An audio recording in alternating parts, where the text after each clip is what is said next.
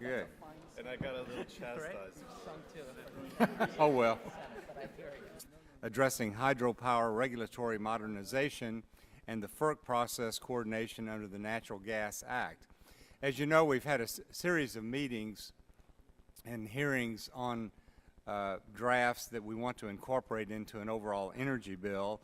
And today, as I said, we're going to be focusing on hydroelectric power and natural gas. And our goal is to help unleash the potential of these affordable domestic energy sources by modernizing the applicable regulatory process at FERC. If ever there was such a thing as a bipartisan energy source, it's certainly hydroelectric, and natural gas would also be at the top of the list. So I look forward to working with all my colleagues to minimize the red tape, maximize the benefits of these two sources for the sake of affordable energy, the environment, national security, job creation, and certainly economic growth.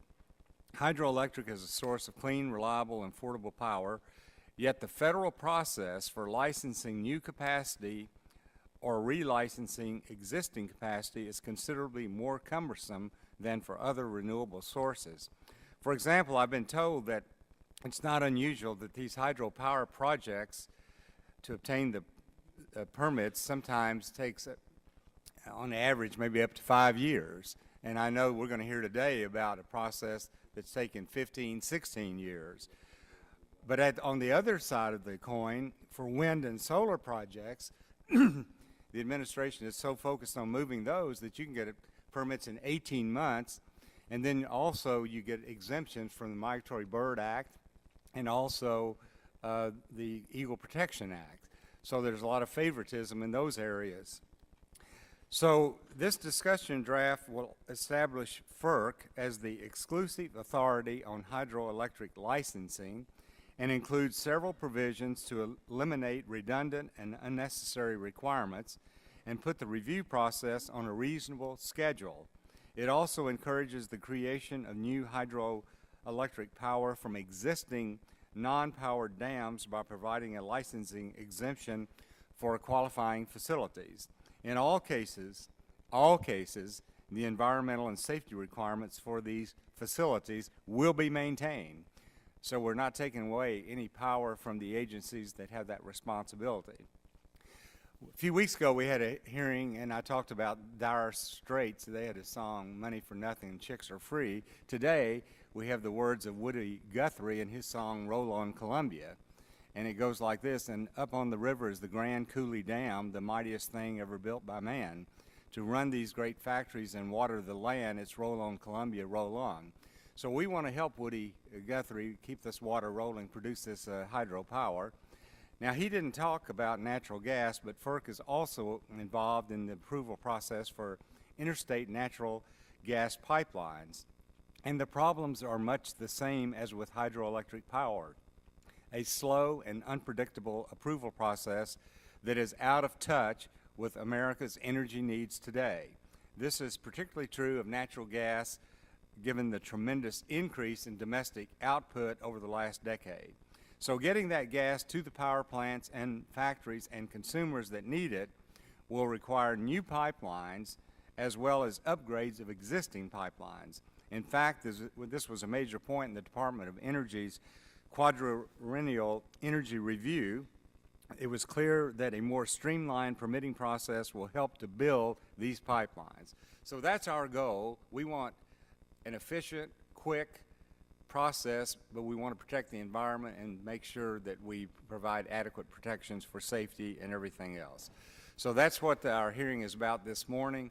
I'm really delighted. We have two panels of witnesses, and I'll be introducing our first panel in just a minute. This time I'd like to recognize Mr. Rush for his opening statement. I want to thank you, Mr. Chairman. Mr. Chairman, I want to thank you for holding the hearing. Unfortunately, Mr. Chairman, we are once again holding a hearing on two unrelated issues that each deserve their own separate consideration in their own right. The FERC process coordination under the Natural Gas Act is an updated version of H.R. 161 and H.R. 1900, which the subcommittee has previously examined and is an attempt to expedite the FERC process for permitting natural gas pipelines. The biggest concern I have, Mr. Chairman, is that is one that I brought up in each of our previous attempts to modify this process, which is that this bill is simply a solution in search of a problem.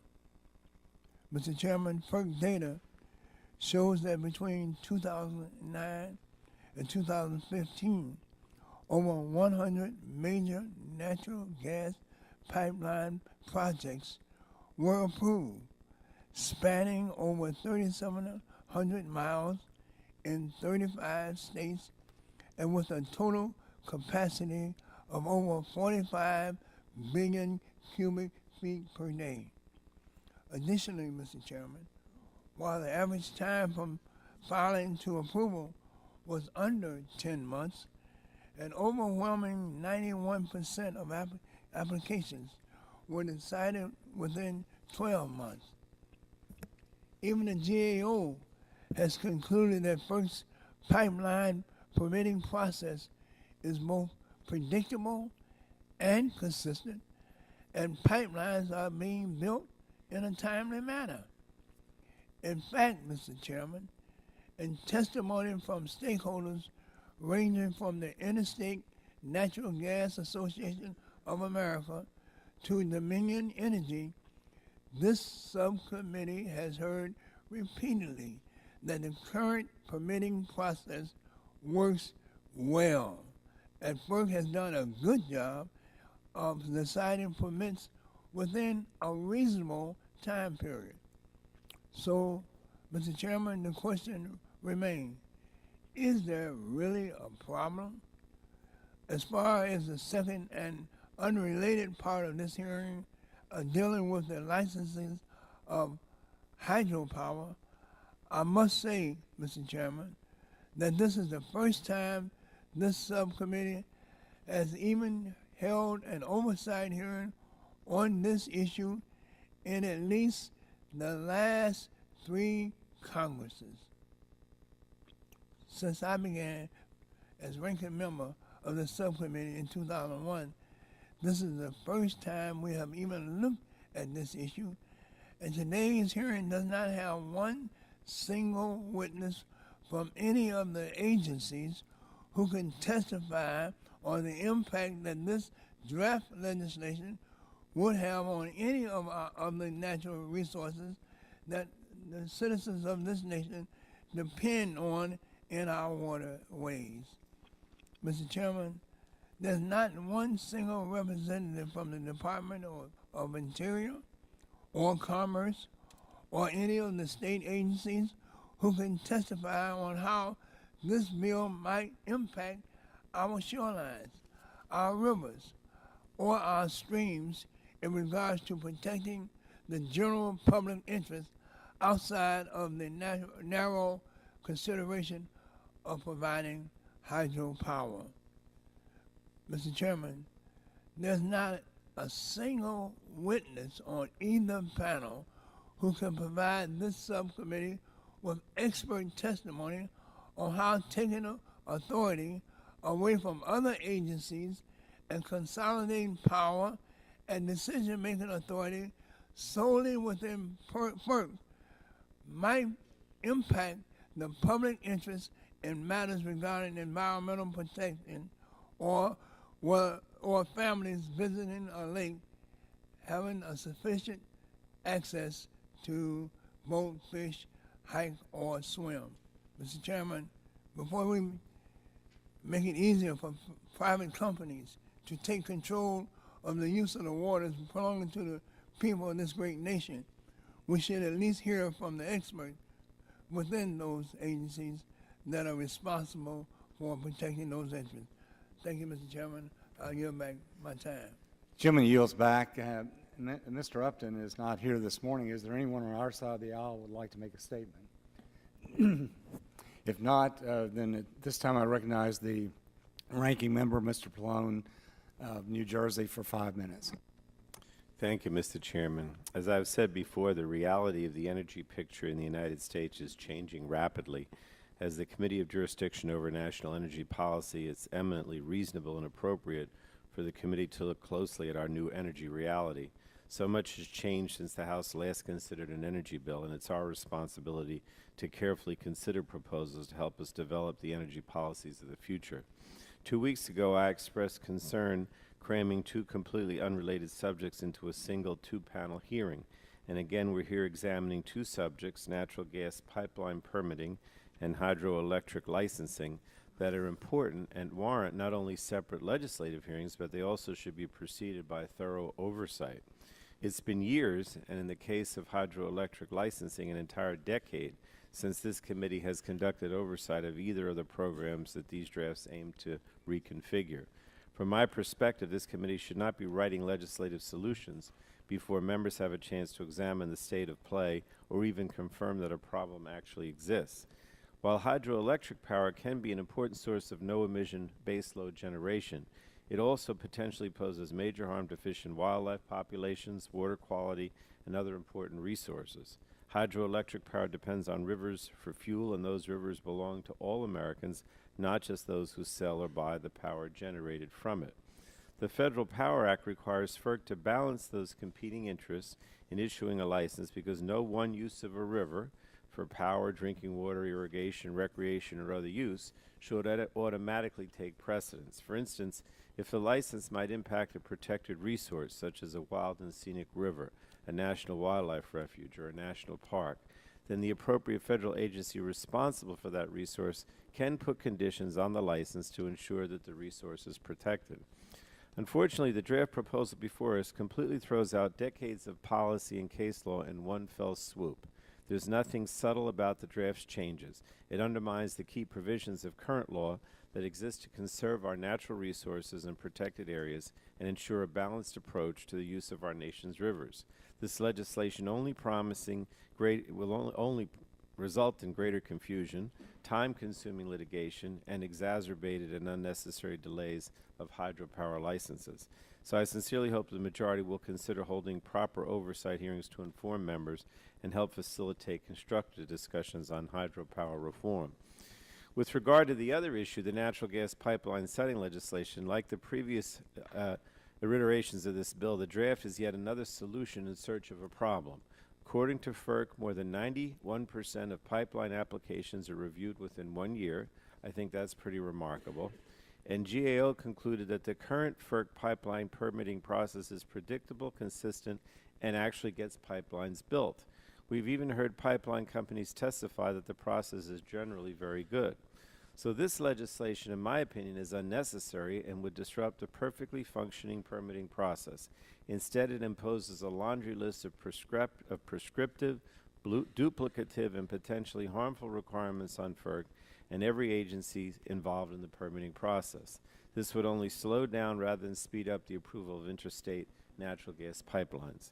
The draft positions FERC as a policing agency charged with micromanaging other agencies' consideration of an application, even determining the scope of their environmental review. And FERC doesn't have the expertise or resources to make those types of decisions. More problematic, the draft purports to address this resource issue by allowing applicants to provide extra funding for FERC staff or contractors to aid in the speedy review of pipeline applications. And this provision is troublesome and could lead to inappropriate relationships between applicants and FERC staff. So, Mr. Chairman, I can't support either of the drafts before us today, and I urge the majority to rethink their proposals. Instead, I'd like to work with you on energy legislation that benefits consumers as well as producers, promotes American jobs, protects our environment, and builds upon past successes to propel us into a better future. I yield the balance of my time. Thank you, Mr. The gentleman yields back. Thank you very much for those statements. And that concludes the statement. So, as I said, we have two panel of witnesses. And on the first panel, we have the Honorable Paul R. LePage, who's the Governor of Maine. Governor, we appreciate your taking time to be with us today, and thank you for being willing to participate. In addition, we have Ann Miles, who is the Director of the Office of Energy Projects at FERC. Ms. Miles, thank you very much for joining us, and each one of you will be recognized for 5 minutes for your statement, and then we'll open it up for questions. So, Governor, I'll begin with you, and you're recognized for 5 minutes, and the little box on the table has the lights, which red would mean stop, but if you're in mid-sentence, you can go on and complete it. Thank you. And turn your microphone on also. Thank you. Good morning, Chairman Whitefield, Ranking Member Rush, and members of the subcommittee. Thank you for the opportunity to testify today in the efforts that this committee will take to modernize our federal permitting process for energy infrastructure. Natural gas and hydropower can provide competitive and clean energy for our economy. We need infrastructure. We plead with you, from pipelines to transmission lines, to take advantage of these plentiful resources. The people of New England want these projects done, but bureaucracy is preventing timely action. Bureaucracy has hijacked democracy. Natural gas. New England has transitioned to natural gas to generate electricity. We have gone from 15% to almost 50% in the last 15 years. Our infrastructure has simply not kept up. Our pipeline cannot transport enough gas from Pennsylvania. This has caused prices to spike from $3 per million BTUs to $20 per million BTUs, some of the highest prices in the world. This has dramatic consequences for New England. In Maine, we lost 2 major employers. Electric bills for residential customers have skyrocketed. The average electric price in our state is now 17.3 cents per kilowatt hour. In some areas, bills have increased by as much as 100%. We need a sense of urgency at the federal level to permit natural gas infrastructure. States must step up to prioritize these projects. Together, it can get done. It makes no sense to me why it should take 3 to 5 years to build a pipeline. We built several hundred miles within our state in 18 months. The legislation before you today would help empowering FERC to make deadlines for other federal agencies. As far as I'm concerned, Washington could use a lot more deadlines. Hydropower. The committee's proposal regarding hydropower is encouraging. This country has ignored the benefits of hydropower. New England knows that hydropower is necessary to provide clean, predictable power. New England governors met last month to discuss infrastructure and transmission line to Canada. The committee must work to overhaul our cross-border permitting laws. Maine shares a huge border with Canada. I am concerned when cross-border permitting becomes politicized, like it has with the Keystone Pipeline. This is not how we should be doing business with our neighbors to the north, Canada. The committee's draft legislation would exempt existing non-powered dams from the Federal Power Act if it does not significantly alter the dam. This is very sensible. We should remove roadblocks for getting power out of existing dams. Maine has a potential of 70 megawatts of additional hydropower available from non-powered dams. Gentlemen, overzealous activists are taking advantage of federal bureaucracy. I can give you a number of examples. They are blocking affordable energy for our citizens and our businesses. Congress must back our country. We must take it back from the bureaucracy of federal government.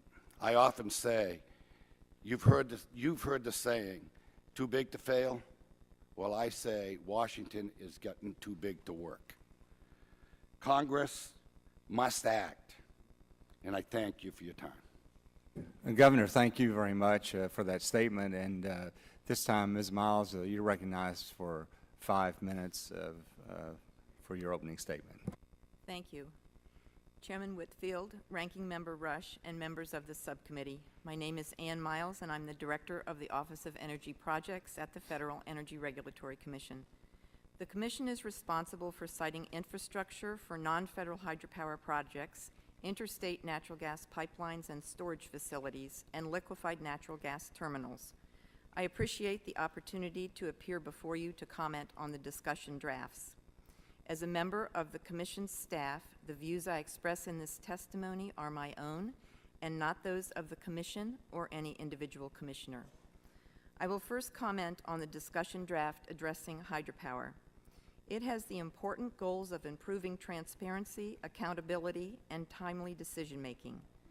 Because the hydro draft is extensive, I will only highlight a few sections in my oral testimony. In Section 1302 of the draft, which adds a new Section 34 to the Federal Power Act, or FPA, I support the development of procedures to lower the time, effort, and expense needed to develop hydropower projects at existing non-powered dams. However, it is not always the case that a small capacity project has only minor environmental impacts. Therefore, removing federal jurisdiction for qualifying facilities that are 5 megawatts or less could result in unintended consequences for environmental resources. I am also concerned about some of the specifics of the proposed new FPA Section 34, including, for example, the extent to which it could be read as elevating economic and operational concerns over other public interest considerations. In Section 1303, I do not support the amendment to Section 33 of the FPA to require the Commission, rather than the Secretaries, to determine whether a license applicant's alternative condition under Section 4E or Section 18 of the FPA would protect the federal agency's reservation. Further, shifting oversight of the trial-type hearings required in the new Section 35 to the Commission would not eliminate the substantial expense and time associated with such hearings, as I understand is the current situation. Instead, Congress may wish to consider eliminating them entirely and allowing the Commission to address disputes on the material facts of a proceeding earlier in the Commission's licensing process. Finally, in Section 1304, I am supportive of the intent of the amendments to Section 308 and the new Section 313 to bring certainty and timeliness to the hydro licensing process. However, without a method to enforce any established schedule, the goals may not be achieved. I will now turn to comments on FERC process coordination under the Natural Gas Act, or NGA, which has the commendable goal of improving transparency and predictability for federal and state permitting agency actions by adding more coordination, reporting, issue resolution, and accountability. The Energy Policy Act of 2005 provided additional authorities and responsibilities to the Commission in Section 15. The proposed legislation includes existing practices the Commission added to its regulations in response to EPAC 2005. However, the proposed changes would move some of the activities to later in the process than is the case under current Commission practice, thus lessening efficiency. There are two aspects of the draft that bear particular attention. First, in Section 15C6, if an agency does not meet the 90-day or otherwise approved schedule, the federal agency head must notify Congress, which would provide some accountability. Second, in Section 15E, I see value in requiring the Commission to make available on its website the schedule established with other federal agencies and the status of federal authorizations, because that information is now scattered in various filings. Overall, the current process for siting natural gas facilities is timely and efficient and results in fair, thorough, and legally defensible documents. I am concerned that codifying the Commission's practices too rigidly might have the unintended consequence of limiting the Commission's ability to respond to the circumstances of specific cases, to changes in the natural gas industry, and to the nation's energy needs. Finally, Commission staff would be happy to provide technical assistance and to work with other stakeholders to help refine both the hydropower and gas discussion drafts. This concludes my remarks. I would be pleased to answer any questions you may have. Well, thank you, Ms. Miles, and thank both of you once again for coming and giving us your perspective on this discussion draft. Governor, we've had a lot of hearings, obviously, on energy issues, and one of the recurrent themes that we hear about is that in the Northeast, particularly, there are a lot of problems with electricity, adequate electricity supplies. I mean, some of the nuclear plants are being closed, and one of the problems is, this administration particularly is trying to transform the way energy is being produced in America, going more to renewables, less coal, and so forth. And when you push the country so quickly in one direction, it does create some capacity problems. And I think that's what you were referring to. And is this argument that we hear about the Northeast, that they really do have capacity problems, and in the polar vortex, the impact of that, do you think it's a realistic problem, or is it just something that it's hyped too much? Well, let me put it this way. If you own a home in Montreal, a home in a major city, and you don't heat with electricity, an average home will cost you about $34 a month in your electricity bill. If you do that in Maine, it's about $90. If you heat in December, January, and February in Montreal, it'll cost you about $100 a month if you're using electricity. In Maine, you have to get a bank loan. So, sir, it is a capacity issue. It can be resolved with about a 40-mile transmission line to connect into Quebec Hydro and bring it right into Maine. Quebec Hydro right now has 48,000 megawatts for sale. 48,000 megawatts. Muskrat Falls and Lower Labrador is going to be coming online with another, in a couple of years, with another 3,800 megawatts of hydropower. We don't need to build to dam up Maine, although I think the few dams that are already in place, if you put a generator on, you could generate 70 megawatts. But my point is very simply this. There is plenty of electricity, affordable energy, but we can't get to it. And so what needs to be done to get to it? We need a transmission line in the western part of Maine, about 40 miles to go to the border, and the Canadians are waiting to hook on. And is that a project that you've been very much involved in? It's a project that we've been developing. There are 3 states that are willing, well, 2 out of 3 New England states are willing to do transmission at this point. Vermont is willing to transmit power from Canada into New England, and Maine is willing to transport power from Quebec into New England. The problem is getting through the bureaucracy. And how long have you all been working on this project? I'm in my 5th year of being governor. And was it started before you became governor? Yes. New Hampshire had started it before I even came in, and that's been at a standstill ever since. Well, could you be more specific on precisely what the impediment has been? It's been state and federal. State and federal. Yeah, state and federal, meaning the state of New Hampshire, they've been working with Hydro-Quebec for years and years and years, and frankly, we don't know where it's going. But I do believe this, that by July or August, the Canadians are going to be looking elsewhere, looking to the other 2 states, and that's why it's very timely that I be here and say, we need your help.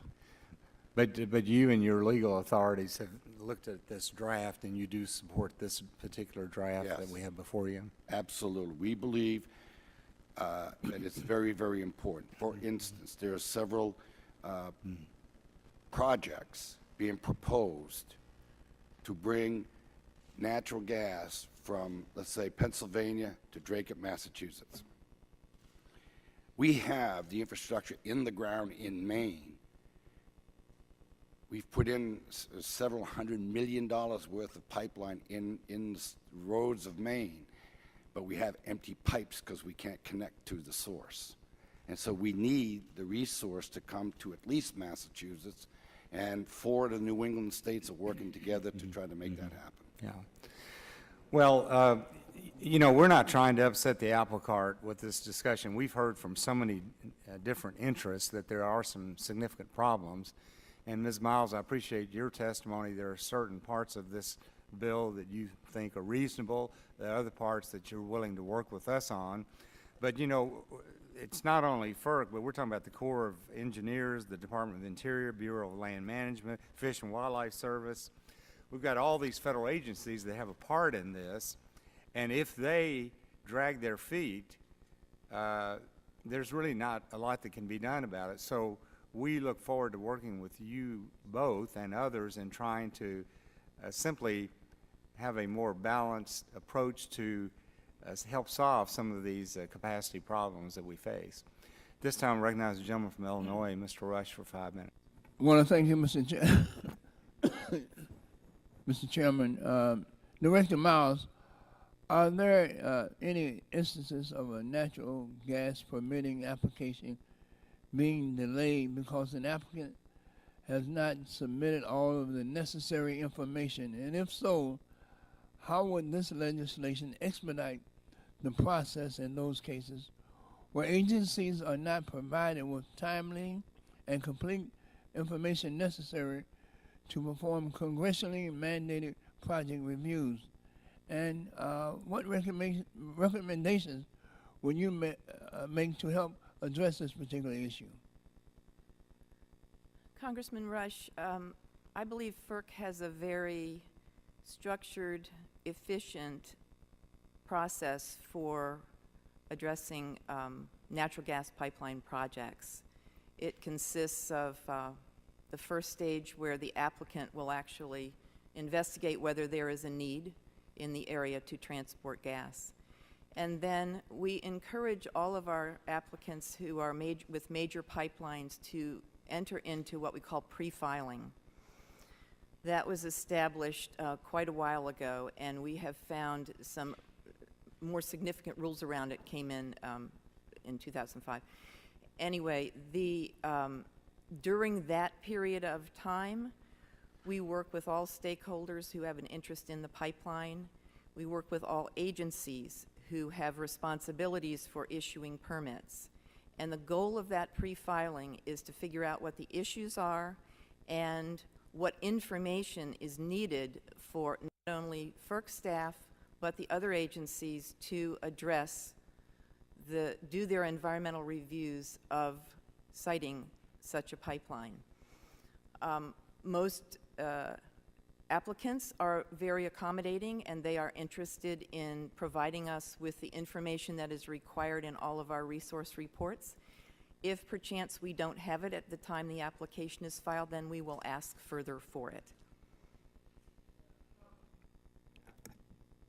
How would this legislation impact and expedite the process in those cases where agencies are not provided with timely and complete information, which is necessary for you to perform your congressionally directed processes? We are able to move forward with our environmental document as long as we have the information we need. Should some agencies need something after us, they then will have an opportunity to get that before they issue their permits.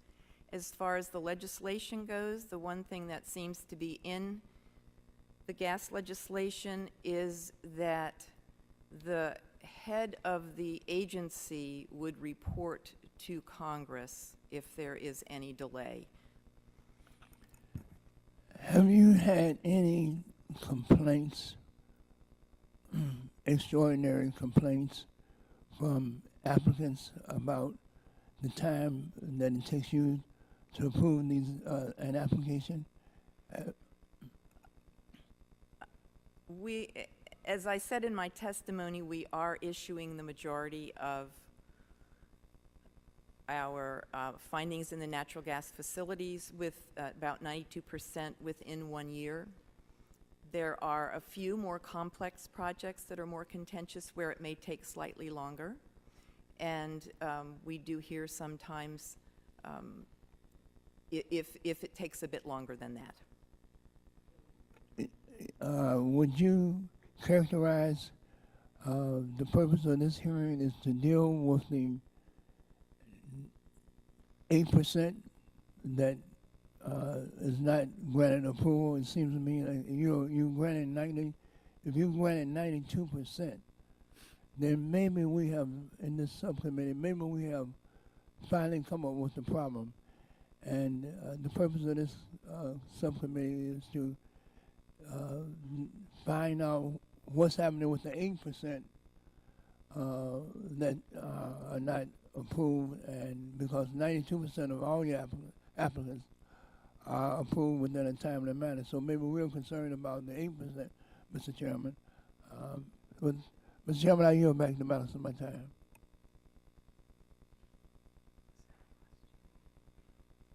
Gentleman yields back. At this time, recognize the gentleman from Illinois, Mr. Shimkus, for 5 minutes.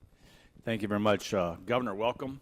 I've been fortunate to be a member of the committee for a long time. And does New England still rely heavily on heating oil for, and I think that's part of this debate, isn't it? Yes, it is for us. Let me, in 2010, when I took office, roughly 80% of the homes in Maine were heated with heating oil. We've managed to get it down to about 62% this past winter. Most of it has been with heating pumps and pellets. In the rural areas, we can do pellets. Heat pumps, that technology works pretty well. But in order to really make a difference, we really need natural gas to get into the infrastructure that we have in our state in order to be able to take the well, we call them metropolitan areas or urban areas in Maine. You would call them My very district. rural. You'd call them my district. So Yeah, right. I represent 33 counties in southern Illinois, largest community being 33,000 people. But we are connected. Natural gas is our predominant heating ability and fuel. In New England, it's not. In fact, for my colleagues here, we set up what is it called, a heating oil reserve because of a crisis years ago to make sure that there'd be heating oil for New England, Right. which now we kind of manage.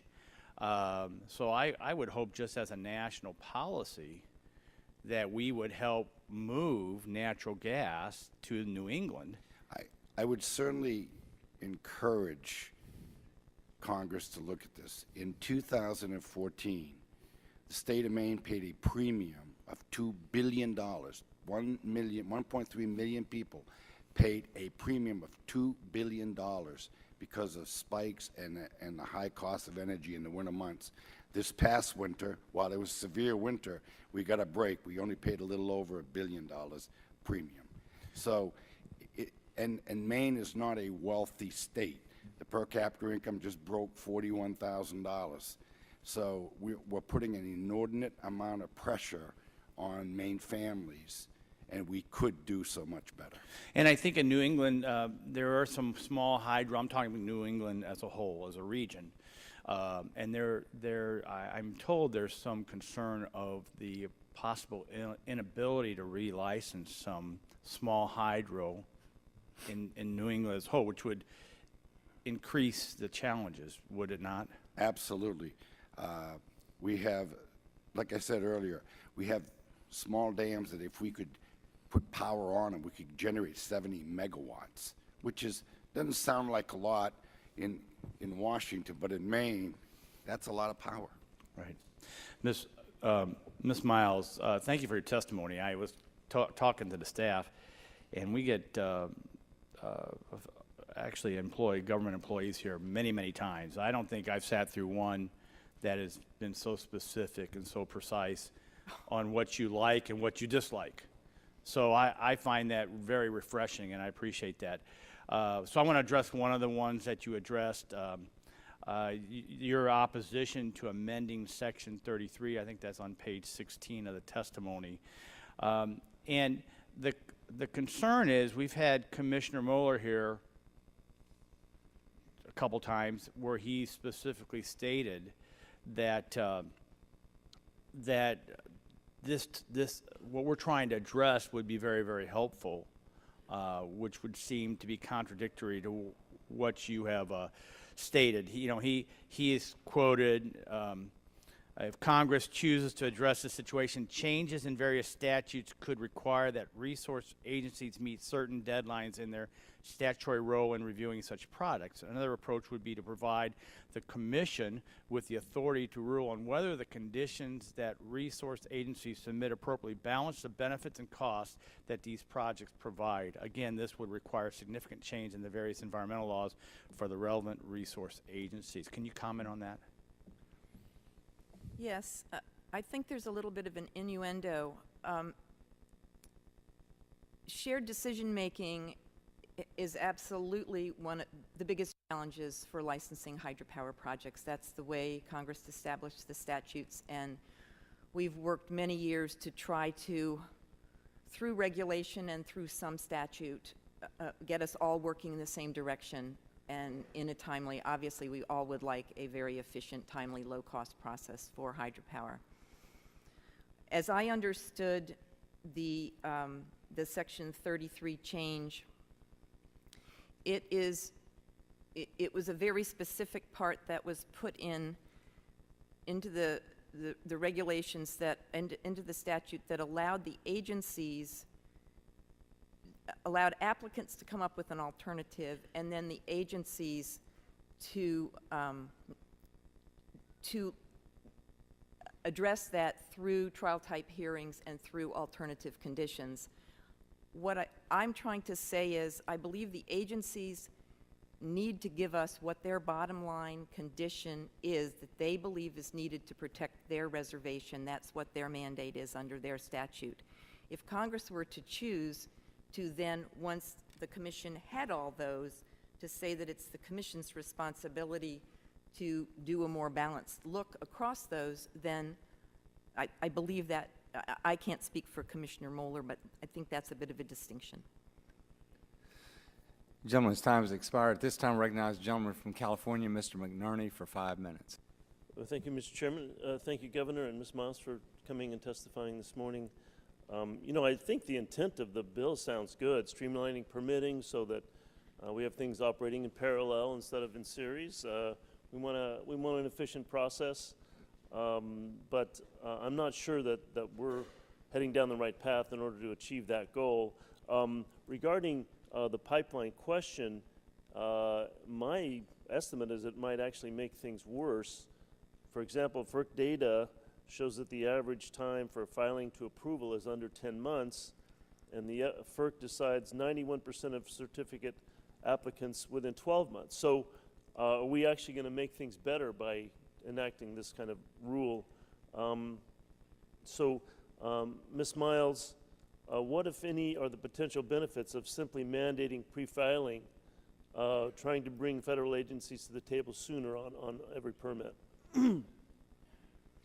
I believe in most cases, federal agencies are coming to the table early during pre-filing.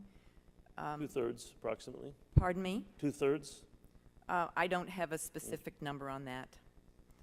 I could look into it. For liquefied natural gas facilities, pre-filing is mandated under the statute. It is not mandatory for pipeline and storage projects. However, we do meet with applicants before the pre-filing were to begin, and we recommend, and many choose to use it because they find it a very valuable time to get everyone to the table early. We also work with those federal agencies to have them be cooperating agencies in our environmental document. So how long does the pre-filing stage last? How long does it typically? It's mandated for 6 months for liquefied natural gas facilities. Some applicants choose longer.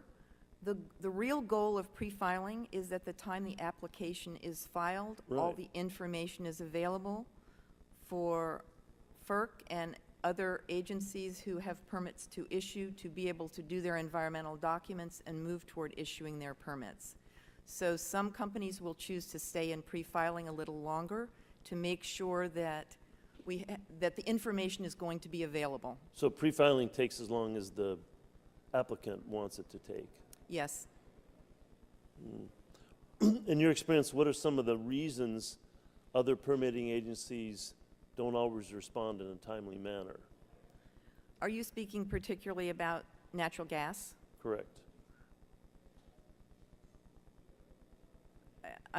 As I said, you know, the majority are responding in a timely manner for gas. Well, it seems to me that a 90-day requirement is arbitrary because some projects are very complicated and some projects are very simple.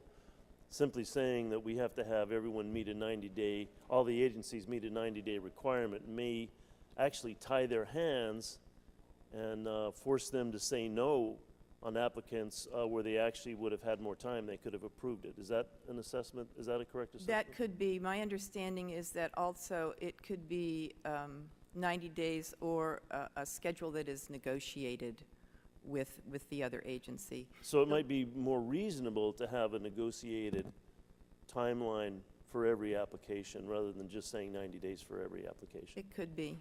The other thing that was a bit of concern is we feel like using the pre-filing is that is the place where it's important that a lot of steps and cooperation and agency identifications begin, and I would not want anything to move later in the process. That could be a complication for us, and I've mentioned that in the testimony. So then, to reiterate, I'm going to just sum up by saying it might be beneficial to encourage more applicants to go through the pre-filing process and then have a negotiated period instead of a 90-day strict requirement for federal agencies to respond. Certainly go through the pre-filing process. You know, 90 days seems a reasonable time to me. It could be negotiated in some particular instances. All right, thank you, Mr. Chairman. I'll yield back. The gentleman goes back. As fate would have it, the chairman has to run off for a little opportunity, so I am now going to ask my 5 minutes of questions. And first of all, welcome. Good morning. Thanks for coming. Governor LePage, just when we talked earlier about Maine, and what I know about Maine is you have a lot of water, lots of very powerful water, because my brother surfs in York, Maine, every winter, really cold, apparently gets some, some tubing, some really big waves, much bigger than Galveston, Texas. So I want to learn more about your issue with hydropower. I understand you've done a study on hydropower recently. Can you talk about those findings and what are some of the benefits of hydropower, the challenges that this bill may fix? Well, right now in Maine, we have a number of small dams throughout the state. So as you get a picture of Maine, Maine is 35,000 square miles, 90% is water and forest. So it gives you a sense that we have an awful lot of natural resources. And we're very proud of it, and we take care of it. And one of the things that we do is we are very strong in tourism. We believe that we have the resources to be self-sufficient, and we could do it in a timely manner. Now, I've heard some talk about liquid natural gas. When I was elected in 2010, there was a project for liquid natural gas to be in Maine, and what happened now, it's been canceled. So the point is, what I'm saying is, if we were able to energize a lot of these little dams that we have, we could generate 70 megawatts of power for the Maine people and lower the cost that we're currently paying. And how are we blocking that, sir? How is Washington, D.C. blocking your efforts to have those little smaller dams? Because every application has to go through FERC. Okay. Whether it's 2 megawatts or 500 kilowatt hours, it's just has to go through. And earlier on in my career, of course it's a long time ago, it took years to be able to get little dams. And now I hear we don't even bother because it's just too costly. And switching to pipelines, sir, some people think pipeline reforming the permitting process is something just for big oil, those companies. That's something they only have to worry about. My first question is simple on this issue. What do you worry about as governor of Maine with these pipeline issues not being approved as quickly as possible? Well, like I said, we lost two major employers. We lost one this past winter. And folks, let me tell you some reality here. 500 jobs in a paper company. And the premium on oil, the premium going from gas to oil in the winter months between November and May was $20 million. They closed their doors, and now it's being dismantled. That's what I'm pleading for you to do something, because we need those jobs.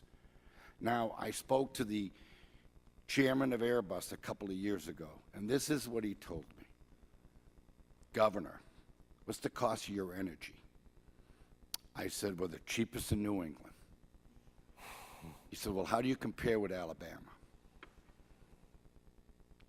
He says, Alabama's 4 cents. Folks, at the time, we were 14 and a half. Now we're up to 17. And he said, you may be a good governor, but you're very naive on how much energy it takes to assemble a jet. And we can fix that here in D.C. My questions, Ms. Miles, for you are, in your testimony described how FERC acts on gas pipelines. But next panel, Mr. Santa, his testimony mentions that the GAO has analyzed the major pipelines, the approval process. They found that FERC takes up to 2.5 years for a certificate. That averages 558 days. And of course, that does include all the delays from other agencies being involved in this process. Can you talk about some of these delays on this larger pipeline projects and how FERC is addressing this long delays? I haven't looked actually at the details of how the numbers were calculated for the GAO report. I do think that there are some projects that are very long and complex and more controversial, and they may take slightly longer to both gather the information that's necessary to do a solid evaluation of the potential effects of the project. I remain, though, very convinced that the majority of projects go through fairly quickly. It's a quite efficient process, and I think most have been extremely successful. Well, I encourage you to read the report, ma'am, because it said you average 558 days for approval process in 2.5 years. That's unacceptable. I yield back. I yield to the gentleman who's up here. Mr. Green from Texas is recognized for 5 minutes. Thank you, Mr. Chairman and Governor. Thank you for being here, and also Director Miles. Director Miles, thank you for testifying, and I know FERC has a lot on its plate, and I think many of us believe the Commission's doing as good a job as possible on natural gas space, reviewing applications and issuing decisions. Today, I'd like to talk about the FERC process of coordination for natural gas pipelines. In your testimony, you seem to encourage more accountability in the pre-file review process. First, when you write natural gas project applications, what do you mean? Are you including every application? Are you including LNG, operation, maintenance, or just new construction? Or are you using all of them? Is that all applications? Yes. Okay. In your testimony, you said that FERC is able to act 92% on natural gas applications in a year. What percentage of new construction projects has FERC approved in less than a year? Do you know? I do not know, but I would be glad to get back to you on that. Okay.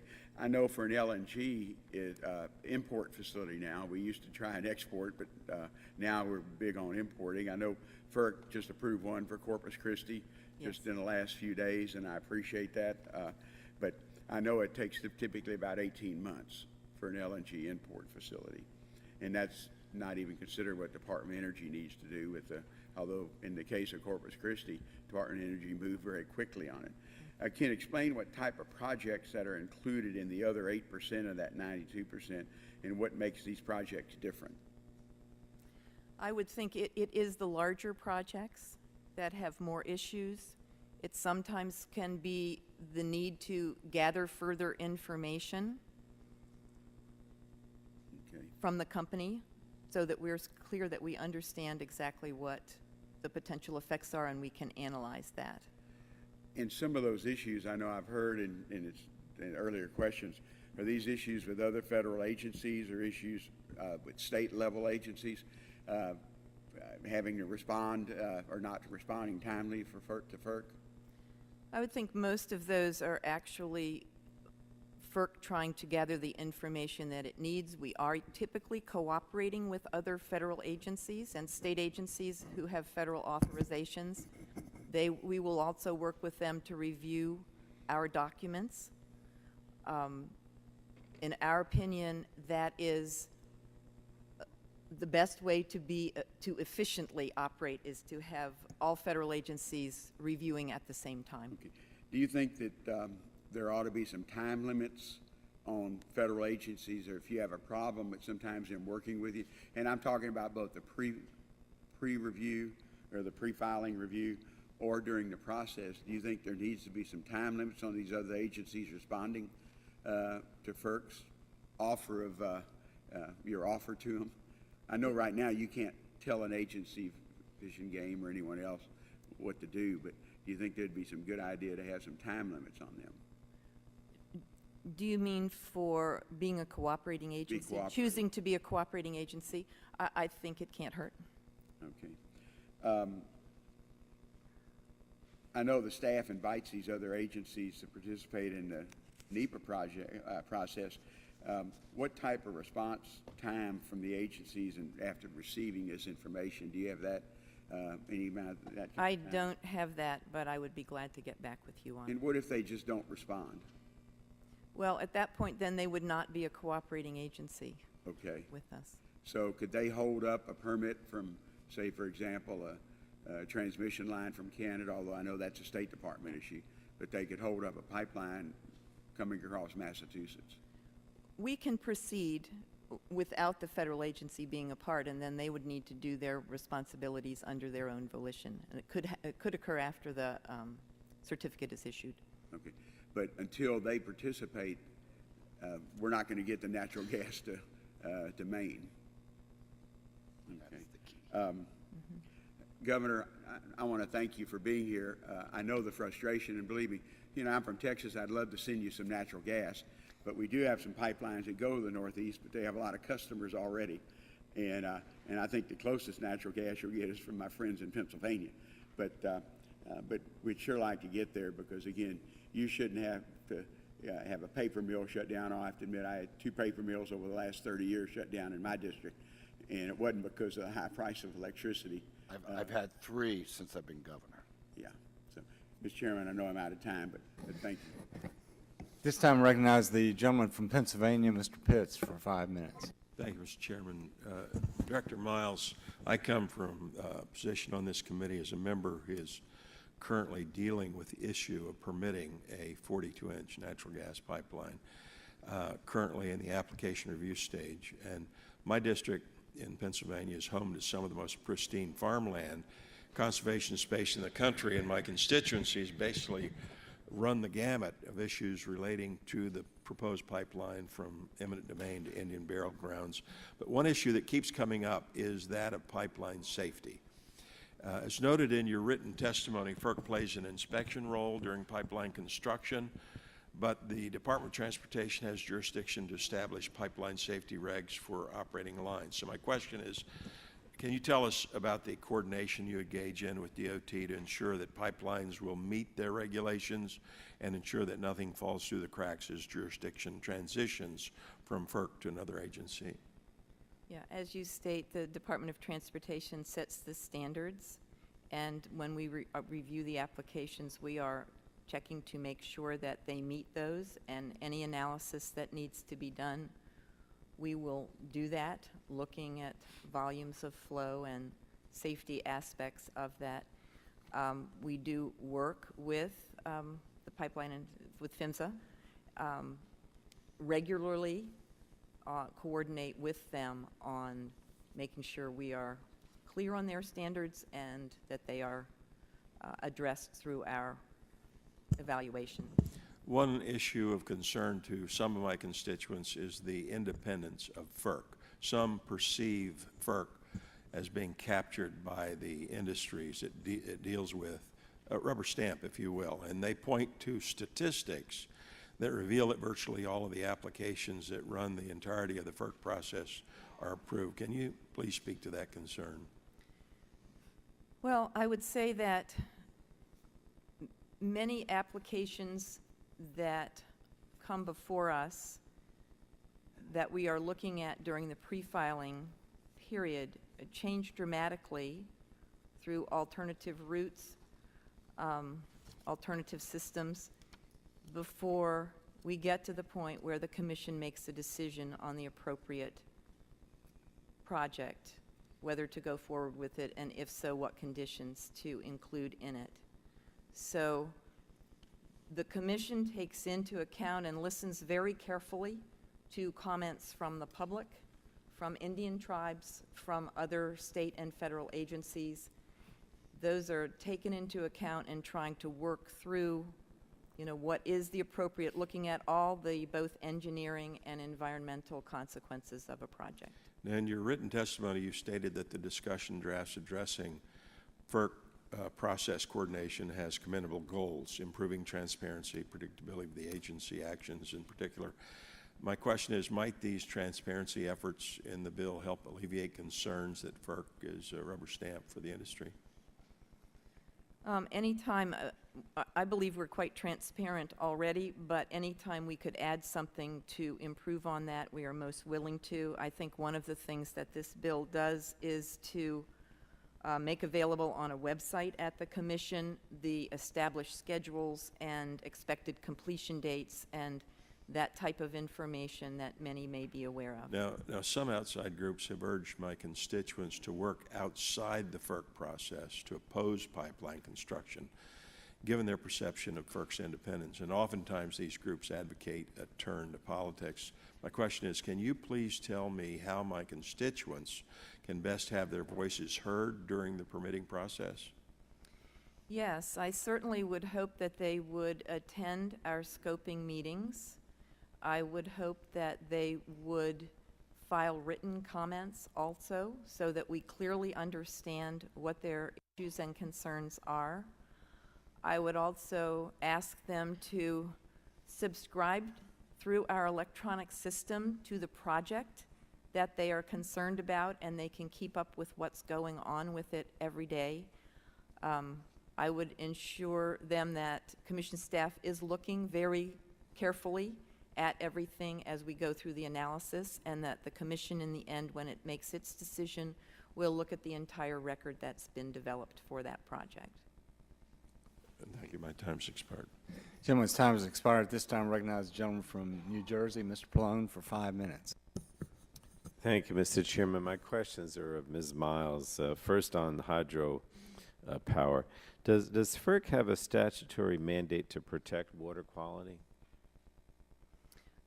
We have, our mandate is to protect all developmental and non-developmental resources, and that would include the range of environmental resources, of which water quality is certainly one.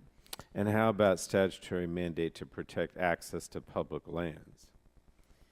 We do have a responsibility to provide for recreation and access at projects as it is appropriate for specific projects. And what about a mandate to protect fish and wildlife?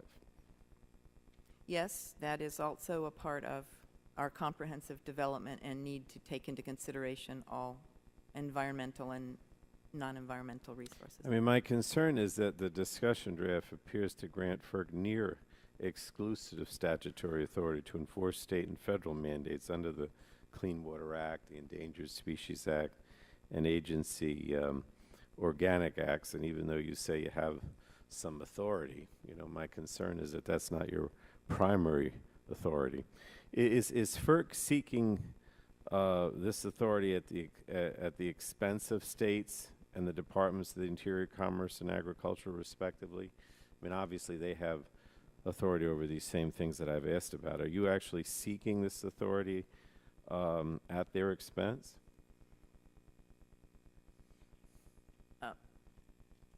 I'm only asking you the questions, not the governor. I mean, are you initiating that? Are you asking? No. Okay. Let me ask about, buried in the language of the draft, there's a two-word change to Section 4C of the Federal Power Act, and the words of the existing statute shall deem are replaced by the single word determines. The context of this change is the mandatory conditioning authority of the resource agency. You follow what I'm asking you? Is this a significant change from current law? I don't think I Answer quite it. followed the details of that. Are you referring to the alternative conditions? The mandatory condition. The mandatory conditions? Yeah. I think I said earlier that my sense, and I'm speaking for myself, is that the agencies should provide, they are the ones that were given by Congress the responsibility to provide their mandatory condition for their reservation, whether it's land under the Federal Land Managing Agency or Section 18 under for fishway prescriptions. But, I believe that is their responsibility. but what would be the practical effect of this change on the ability of the resource agencies to protect and manage things under their jurisdiction? Can you answer that from a practical point of view? I believe that the bill is very, the draft discussion document is very complicated, and I'm not sure that I have digested exactly what the goal is and the intent of each word. I'm generally supportive of some aspects of it, and I'm certainly supportive of any ability to move quicker and less costly in developing hydropower in this country and an efficient system. The actual meaning of each word in the bill, I can't talk about today, but I would be happy to discuss that further. Okay.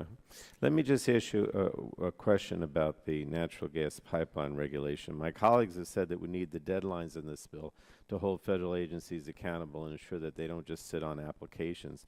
You mentioned in your testimony that since 2005, the Commission has authorized nearly 10,500 miles of interstate natural gas transmission pipelines, and GAO has concluded that FERC's pipeline permitting is predictable and consistent and gets pipelines built. In your experience, are there significant delays in the review of natural gas pipeline applications at the Commission?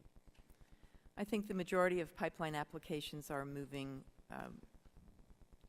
at a reasonable pace. All right, so just lastly, Mr. Chairman, so of the small number of applications that take a little longer to review, are these delays due to slow walking on the part of FERC staff?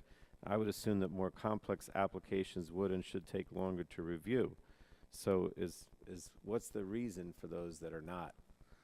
They tend to be more complex, more controversial, probably the larger projects that require more information gathering. Okay, thank you. Thank you, Mr. Chairman. Gentleman's time has expired. I know the governor wanted to interject at one point. Did you want to make a comment? Yeah, Governor? a couple points I wanted to make. The general, as I understand, the draft of the bill is for small, non-producing hydro facilities.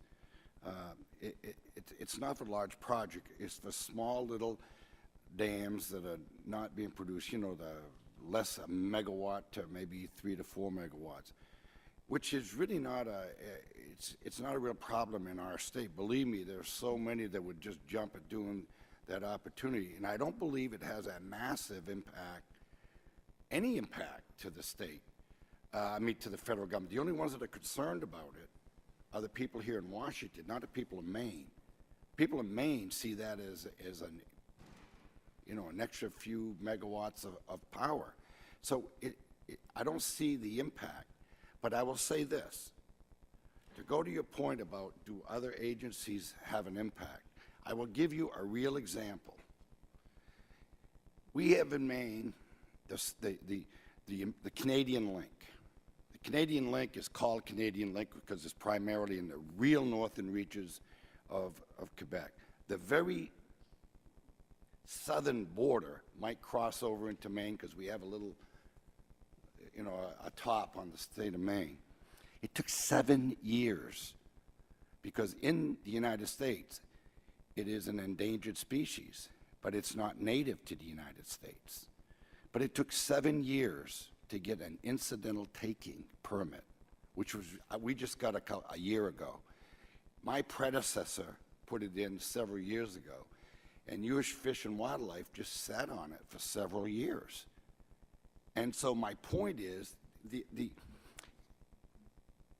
importance of what we're trying to accomplish here, from at least from the state of Maine, is very simply this.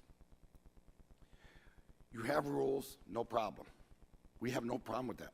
Tell us what they are, give us a timetable, we get it done or we don't get it done. But the danger is this. The reason the link permit took so long is they gave us a set of things to do. We did them. Then they gave us more things to do. We did them. They gave us more things to do. We did them. And it dragged on for 7 years. If that was tied to a hydro project, it's done. Or if it's tied to natural gas, it's done. Because no one, for these small projects that I'm talking about, 500 kilowatt hours up to a megawatt or 2 megawatts or 3 megawatts, are going to spend the resources, the amount of money and time to permit such a small facility. So we're talking about small little dams in our state that really are not, we're not talking to Boulder Dam here. We're talking about little tiny projects along little streams, rivers that we can, that are already there. The dams are already there. It's just a matter of putting generation on it. So it's a totally different, we've gotten away from what I think the whole purpose is. Well, thank you, Governor, for that comment. This time, I recognize the gentleman from Mississippi, Mr. Harper, for 5 minutes. Thank you, Mr. Chairman, and thanks to both of you for being here. And Governor, thank you for your insight. And we certainly, it's not the first story we've heard about difficulties. And, you know, it almost appears that the delays are built in to keep others from trying to even go through the process, to make it so time sensitive and so expensive that people just decide it's not worth the effort. Do you believe that? That's exactly what I'm talking about. For these smaller little projects, it's all about you delay them until they get discouraged and they've spent enough money. Thank you very much. If I may ask you this, Ms. Miles, I'm aware of 4 pending hydropower projects in my state of Mississippi.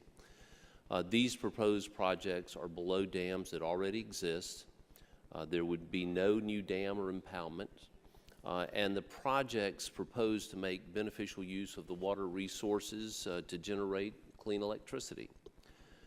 Generally, how long should it take, how long does it take for that process? In general terms, how long should it take? The timeline for hydropower projects varies dramatically. For small projects like what the governor may be talking about, where there aren't any environmental resources that there's much concern about, we have issued licenses in as short as 6 months from the time we have a complete application. For a complicated project, Define complicated. well, where there are many issues. There may be endangered species. It could be any number of aspects of the environment that would be, and it would be a larger project with more construction. Let's say the examples I'm using in Mississippi, for instance, that there's no new dam or impoundment, would that be, you would consider that a less complicated situation, I'm assuming? Yes, I would. And I don't know the situation with your individual projects, but one of the things that is going on is there is a DOE report that talks about a large amount of hydropower potential in the U.S., that there are 80,000 dams, and there's only a very small percentage of them that have hydropower on them. And it also lists the top projects where you're going to get your best bang for your buck, where they have the potential to have a, maybe a 30 or 40 megawatts of power added. Many of those are Corps of Engineers or Bureau of Reclamation dams. And one thing that is in my testimony is perhaps a suggestion for trying not to have duplicative federal agencies, is that those agencies whose dams those are take on the responsibility for siting the non-federal projects at their dams and remove FERC's Well, you jurisdiction. raised an interesting point there. I know that certainly FERC employs a large number of fish biologists and other scientists. Would it not be possible for FERC to just adopt other agencies' environmental analysis into the appropriate documents? With the hydropower projects, we are the lead agency, so those other agencies would cooperate with us or adopt our analysis. Certainly, but other cases you would defer to others, I We would could. assume. Okay, the Natural Gas Act grants FERC authority to set deadlines for the various permits required to construct a natural gas pipeline. When is a final decision on a federal authorization due after the Commission issues its final environmental document? Currently, it's 90 days. Okay, how did FERC arrive at a 90-day deadline? Gosh, was that in the statute? I can't remember. If you know. I don't know for certain. Well, we would assume if you don't know, probably no one. Well, others will know. Okay. I believe it was in, I believe it was in, I don't know if it was in the statute or it was established through our regulations. That's fine. Have there been specific instances that you're aware of where other agencies were aware of the deadline set by FERC and simply failed to comply? There are times, I'm sure, where they have not.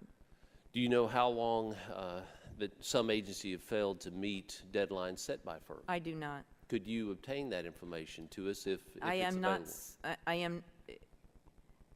I am not certain. I will look into it. Okay, thank you very much, and my time has expired. Thank you, Mr. Chairman. Thank you. At this time, I recognize the gentleman from New York, Mr. Tonko, for 5 minutes. Thank you, Mr. Chair. Ms. Miles, this bill provides that all other agencies that participate in the pipeline review process must give deference to the scope of environmental review that FERC determines to be appropriate. In other words, the bill before us would apparently have FERC tell other agencies what to consider when writing and issuing their permits as required by federal law. That would require FERC to duplicate the expertise of the EPA, the BLM, the Fish and Wildlife Service, and the Army Corps of Engineers. That does not sound feasible to me. So I ask, does FERC have the necessary expertise to determine the appropriate scope of environmental review for these coordinating agencies? We have a very technically adept staff. However, for the other agencies with permitting responsibilities, we discuss with them what the scope of the analysis that they believe is necessary for them to issue their permits would be, and try to accommodate that as much as we can in our environmental documents. So having those necessary bits of expertise may not necessarily be in place as we speak? FERC has a wide range of expertise. We are 340 people.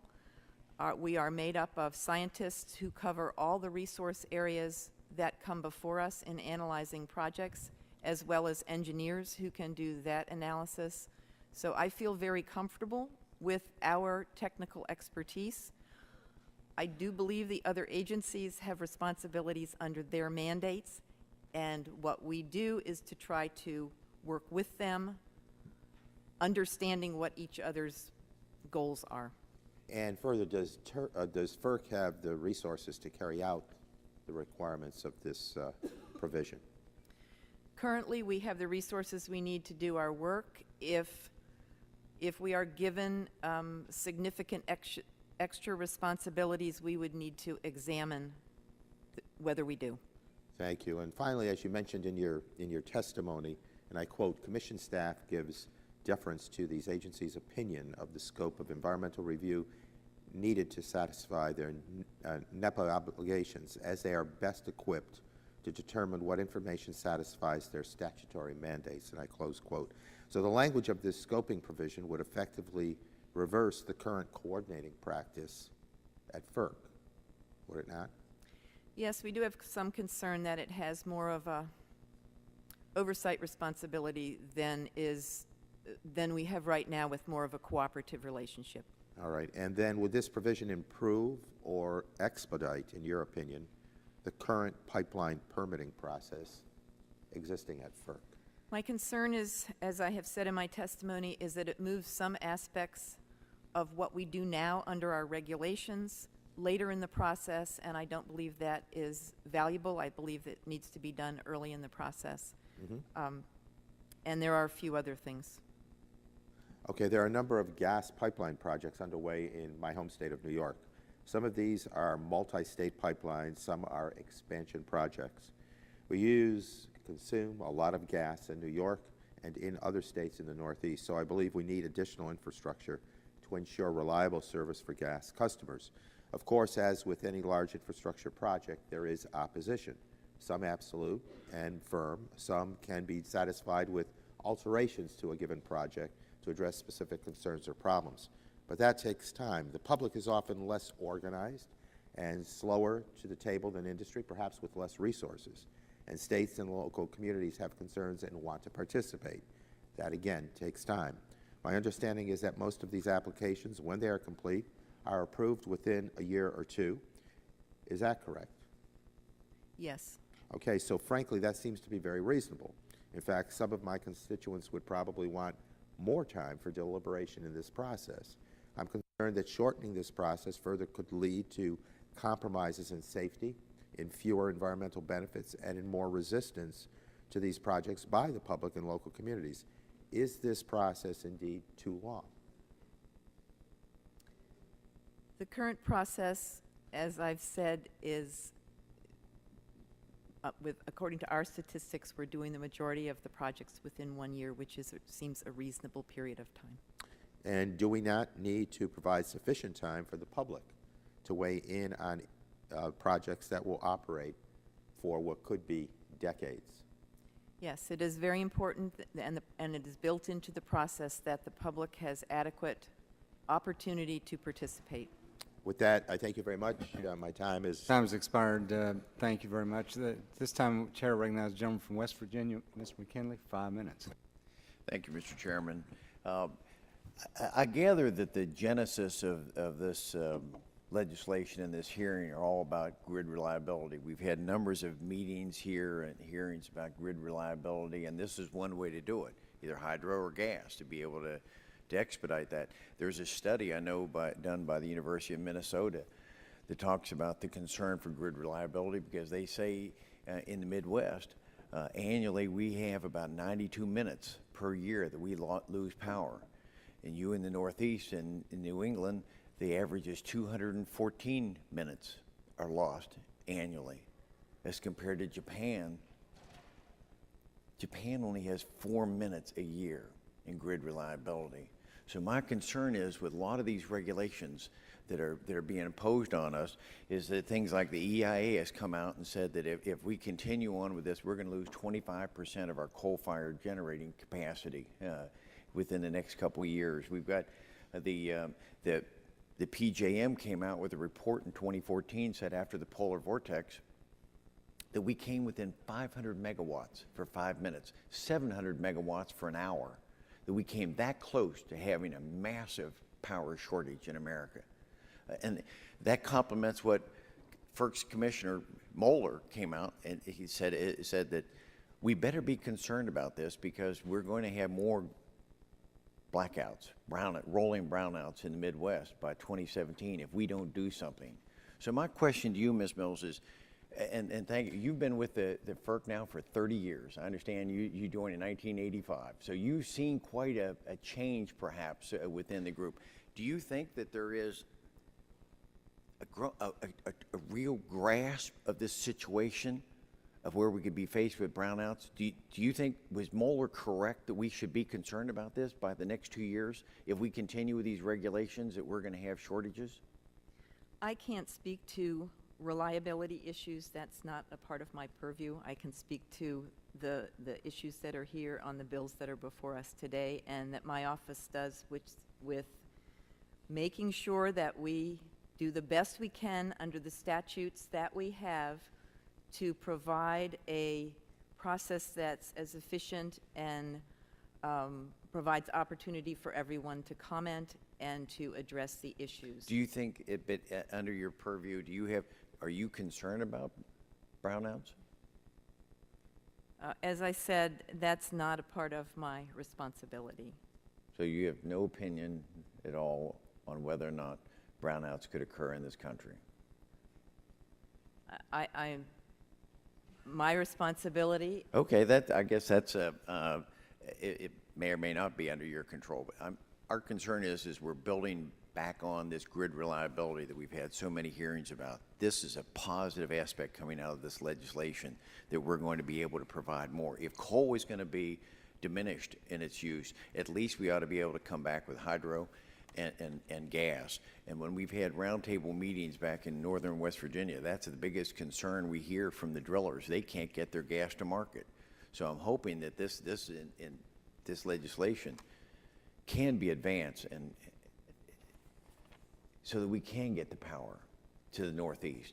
We can get the power to the East Coast, so we can have LNG. So I'm very concerned that that FERC seems to be perhaps slowing things down a little bit, and I just want to be sure, because that's what you were saying. You don't know anything about brownouts, but unfortunately, I hope that you can go back and ask some other members of FERC what these, if I've misunderstood something, but I think we're facing some real concerns in this country if we don't get legislation like this adopted so that we can avoid the brownouts and help our industry.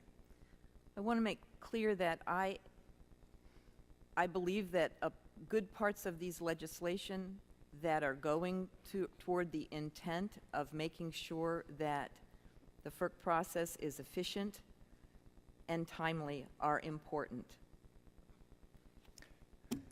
Sounds like a great answer in Washington, doesn't it? I yield back the time.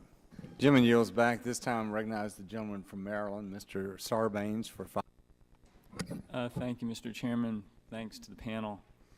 So, I mean, I think your last answer was actually a pretty good one in terms of the desire to have things move efficiently and timely, and I don't begrudge my colleagues' aspiration for all of this process to happen more quickly.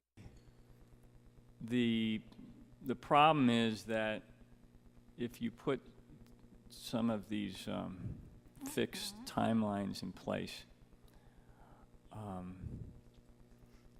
not only is there the issue that Congressman Tonko mentioned, which is where maybe FERC is being asked or compelled to substitute its expertise for that of other agencies in some instances, but if there's a timeline being put in place, it can have that's a process thing, but it can have an impact on the substantive issues that need to be addressed. Most of the conversation here has related to the relationship between FERC and other federal agencies in terms of trying to get whatever review they're undertaking as part of a project done in a timely way. And the goal here is to give FERC the ability to kind of ride herd over that process and kind of corral the other agencies into a more expedited time frame. But as I understand it, Ms. Miles, it also has implications for state-level reviews and permits that would be issued as well. Is that correct? Yes, there are several federal authorizations that are carried out by state agencies, like the water quality certification under the Clean Water Act. Right. And my concern is that, you know, states are doing their best in a lot of these instances where they have been given responsibility. on the environmental front, certainly, to make sure that these projects are being done in a way that don't negatively impact the environment there in the state. And that capacity is being pulled away from them if there's some kind of a requirement that the whole process be finished within a certain period of time. And what I don't quite understand is oftentimes our colleagues on the other side are complaining about when the federal government gets in the way of the states being able to carry out things at the state level that they think are important to them. But in the effect of this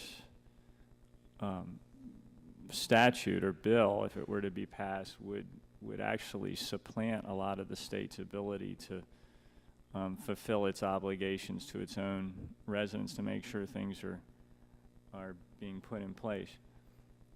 Specifically, there's a project in Maryland right now, the Conowingo Dam, where certification from FERC has been forthcoming, but there's still some review that the Maryland Department of Environment needs to do to make sure that the water quality standards are being met. And the ultimate relicensing is conditioned upon that permit being issued. And Exelon Corporation, which owns Conowingo Dam, has undertaken to do a study. They've agreed to do that. That process is moving forward. If we had the kind of regime that's contemplated by this statute in place, there could be the potential situation where, because Maryland wasn't moving fast enough to adhere to some time frame that was being imposed upon them by FERC, Exelon would have the opportunity to come in and sue as a result of them failing to meet that timeline. And then you're undermining the concerns of Maryland residents in terms of the environment. So I just wanted to point out that it has significant implications for the kind of state level review that is important to conduct. And Governor LePage, I thank you for your testimony. I understand the frustration if you're looking at like a small dam and you just want to get generation put on top of it, as you said, and the process seems to go on and on forever. But I think the agency, Ms. Miles, spoke to the fact that projects that are less complex can be handled in a more expedited way.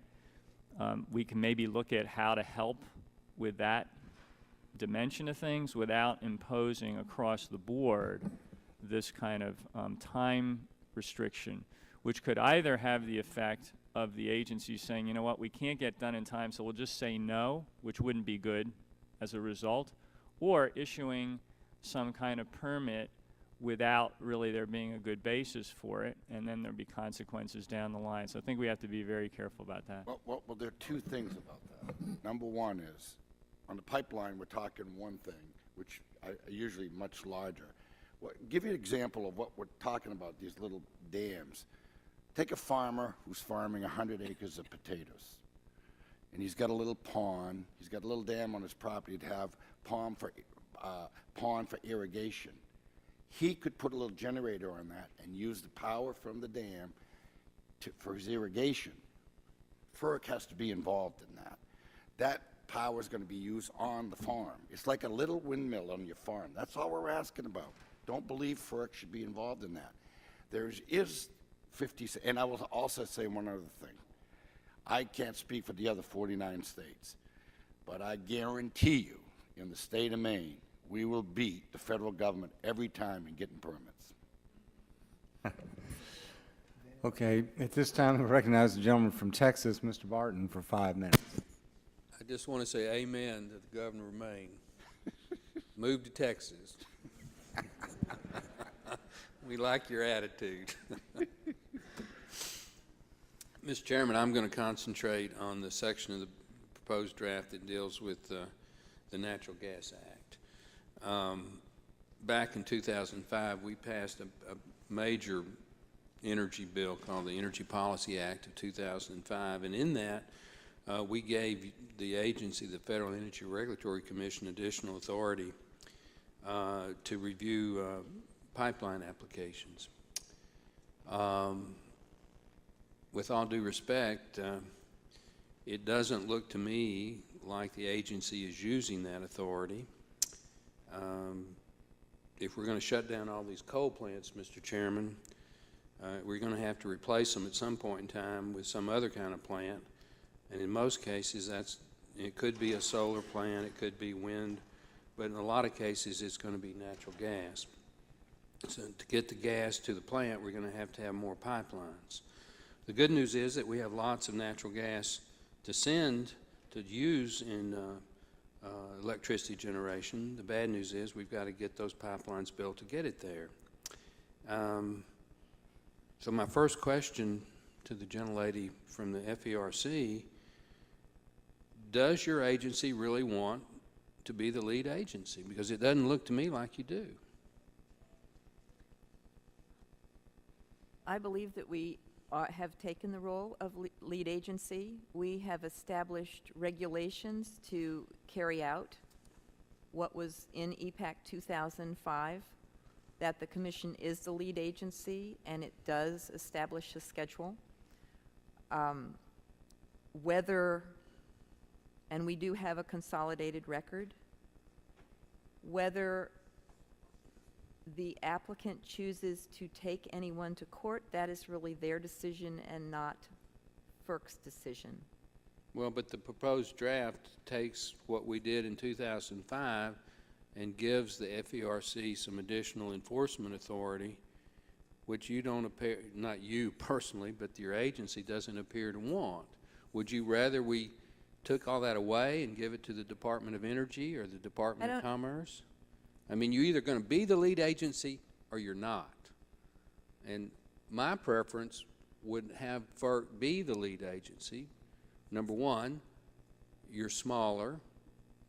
The staff of the FERC tends to be more results-oriented, I think is a fair way to say it. So there's a lot of reasons to give you additional authority, but you have to want to use it. There has to be a culture at the FERC that you don't mind. If you're going to be the lead, that means you're actually going to lead. You know, sometimes you can collaborate, sometimes you can consult, but every now and then you have to say, this is the way it's going to be. Let's get it done. So I'm serious when the draft as it's currently structured gives additional enforcement and enhanced authority to the FERC. Is that something that the agency is comfortable with, or would you rather we not and we give it to another, make you the non-lead agency? It's a fair question. The overall question, I think we are very well positioned to be the lead agency. I think there are some aspects of the discussion draft that we would like to have conversations about. There are aspects that I think are very good. One of the main situations is there accountability for or enforcement if someone does not comply with this? In this bill, you do have the aspect, which I had not seen before, of having the heads of other agencies who may not have complied with the schedule report to Congress. That is a measure of accountability that has some potential. My time's about to expire, Mr. Chairman, but I support the discussion draft's increased authority for the FERC if the FERC will use it and if we can get assurances that it's something they're comfortable with. And I understand when you're an independent agency and you don't have a lot of people, it is difficult to deal with some of these other federal agencies that are much larger, have more staff, much more bureaucratic. But the good news is, if you are the lead agency and you'll use that authority, the Congress will back you up, and we'll get more pipelines built, and we'll get more energy produced, and we'll create a better economy. So there is an end game that is a positive if your agency will use the additional authority. With that, Mr. Chairman, I yield back. Gentleman's time has expired. At this time, I recognize the gentleman from Virginia, Mr. Griffith, for 5 minutes. Thank you, Mr. Chairman. Governor, I know you've got to get power, and that's a problem for a lot of states as we press forward. I will assure you that we can ship you all the coal from Southwest Virginia that the federal government will allow you to use. And Ohio. Can't leave out my good friend, Mr. Johnson. and West Virginia for my colleague who spoke earlier. That being said, we have, in my opinion, unreasonable regulations on the use of coal, unreasonable timetable on a number of the new regulations coming into effect. And so the natural gas companies, I understand why they're doing it. They are proposing all kinds of pipelines be built, not just in your area, but they have a number that are coming through Western Virginia. And so, Ms. Miles, that raises a lot of questions that I have for you this morning. The pre-filing review phase is not mandatory for natural gas pipelines. Should it be? That you are correct, and that is something that we actually have wondered about ourselves. I think that there are any number of small pipelines that it is not necessary to have it, so should the Congress decide that's a place they want to go, we would need to have the ability to have the smaller projects not involved in it, because that would slow it down for projects that don't need it. Perhaps you can make a suggestion and that can be incorporated into this draft in that regard. As a part of that, you're holding scoping meetings in my district as well as in others in Western Virginia. It has come to our attention that, and I know it's a longer section of pipeline, but the greater population is perhaps in the Roanoke and New River valleys, and FERC only had two for the Mountain Valley Pipeline, two public hearings or scoping meetings in the Roanoke and New River valleys, had 4 in West Virginia. The Roanoke County Board of Supervisors has requested an additional one, and I would say to you that Congressman Goodlatte and myself have submitted a letter requesting that you all hold another scoping meeting in regard to the Mountain Valley Pipeline, and would appreciate if you would look into that. As you know, I represent from Roanoke all the way through the west of southwestern Virginia, the Allegheny Highlands, and Southside. Congressman Goodlatte represents that area from Roanoke north, including Mary Baldwin, where I understand that you are an alumni. Yeah. And but it is concerned. One of the pipelines actually goes through Augusta County, and so we have 2 that are currently on the drawing board. I think a third is about to be there. There may be a fourth. This morning in the Roanoke Times, there's an op-ed piece by Rupert Cutler, and he indicates that as a part of your commission, that preparation of a single regional environmental impact statement incorporating all of the pipelines in the region should be done. Are you all doing that with these various pipelines? Because it is of concern to the region, because not only do you have the typical problems, but you have the Blue Ridge Parkway, the Appalachian Trail, a number of national parks that have to be, or national forest lands that have to be crossed by these various pipelines. I'm not prepared to discuss particular projects this morning, but we certainly will take all comments into consideration when we make decisions about it. Is Mr. Cutler a former member of the Roanoke City Council and an environmentalist? Is he correct that it is a part of your charge, though, to prepare a single rational environmental impact statement incorporating all of the regional pipelines? Our responsibility is to analyze all the pipelines. It's not defined how we do it, but under the National Environmental Policy Act, we need to analyze the issues, give everyone the opportunity to comment on them, display that so the public can comment on it before making any decision. He also asserts that you all have to look at the marketplace, and with all the different pipelines being proposed now in an attempt to figure out a way that by 2020 we've got to start replacing coal if the Clean Power Plan continues to go forward as expected. Are you all looking at whether or not we've got pipelines stepping over each other and that we'll have a greater capacity than is necessary? Is that part of your charge? And I'm going to ask for a yes or no answer on that. Is it part of your charge? Because I'm running out of time. Yes, we need to look at whether there are shippers that have signed up for the capacity to move that transportation. And then one of the concerns I have is we've had a lot of people upset by these various pipelines, and particularly in the Mountain Valley Pipeline. It started off coming through Montgomery and Floyd and Henry in my district and part of Robert Hurt's district in Franklin County. Now it's looking like it's going to go through Craig and Roanoke counties and then go through Franklin and Henry. A lot of folks have been distressed because it looks like they just put a line on a page. Can you encourage the companies to do a little more pre-planning and not have such large shifts? We're not talking about just within a small corridor.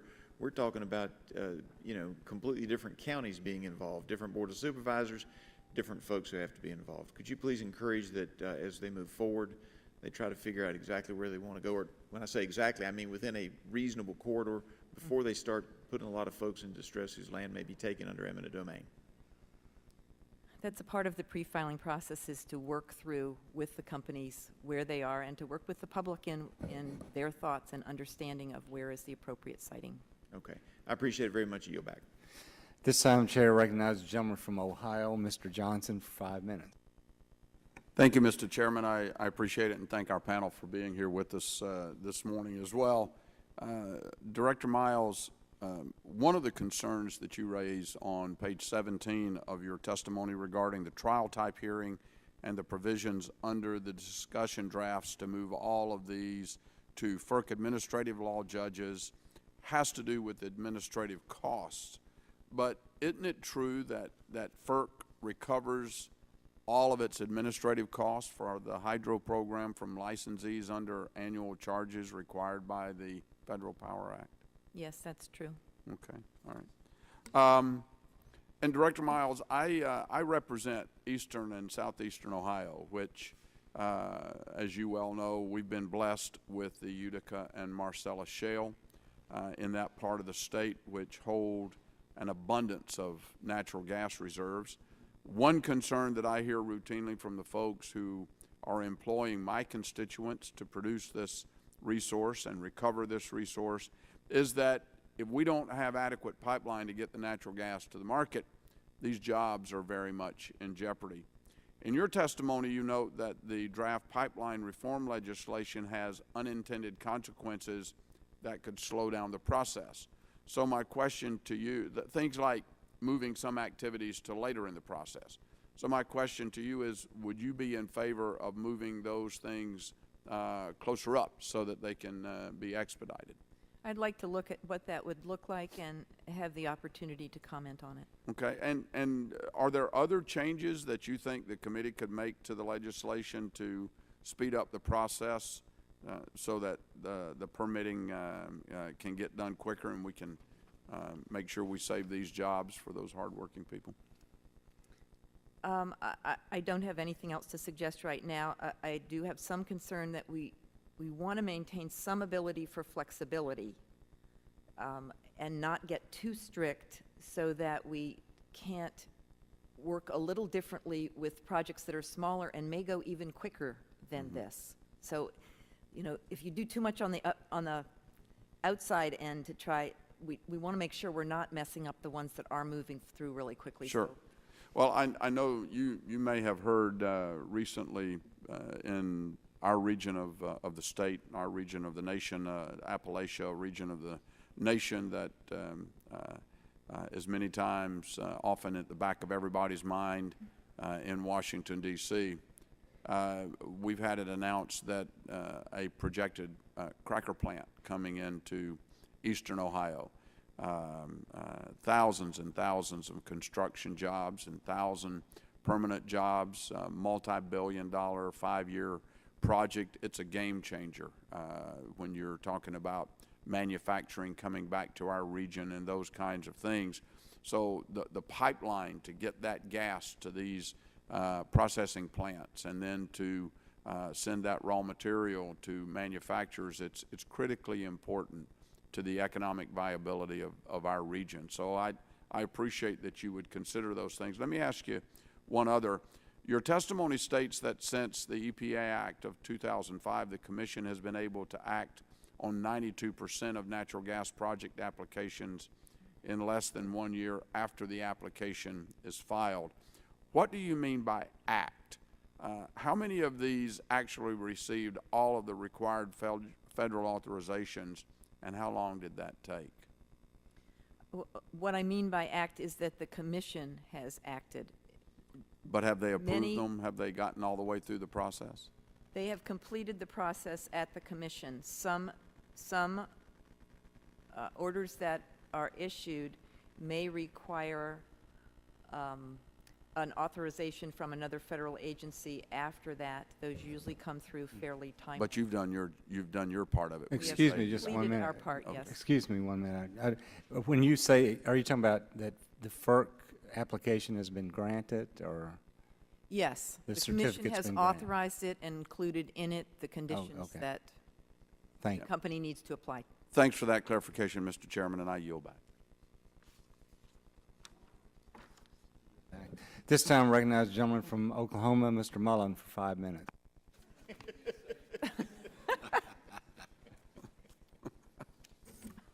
Thank you, Mr. Chairman, and I appreciate the witnesses for being here. And Ms. Miles, I must say we have a lot of directors, secretaries that come in here, and a lot of times their demeanor is, in my opinion, almost despicable. And I want to commend you on how you're handling yourself today. I think all of us will say that we are wanting to work with you, or wanting to work with the governor, or wanting to get issues resolved, but we're having a hard time understanding where FERC is going. And I understand you control a small piece of that pie, but we all are having problems. I mean, one of the most common complaints I have in my district, I represent the eastern part of Oklahoma, the entire eastern side of Oklahoma, and we have many lakes, and several of them are controlled by FERC. And it seems like FERC is growing in their influence in our state, in particular on the shorelines. And Ms. Miles, you mentioned on page 13 of your testimony that the Federal Power Act determined that matters related to shoreline use, such as recreational flood control and environmental protection, are sometimes more of a local concern, and thus should be resolved by an entity that is required to consider the overall public interest. Could you expand on that comment a little bit more? Yes.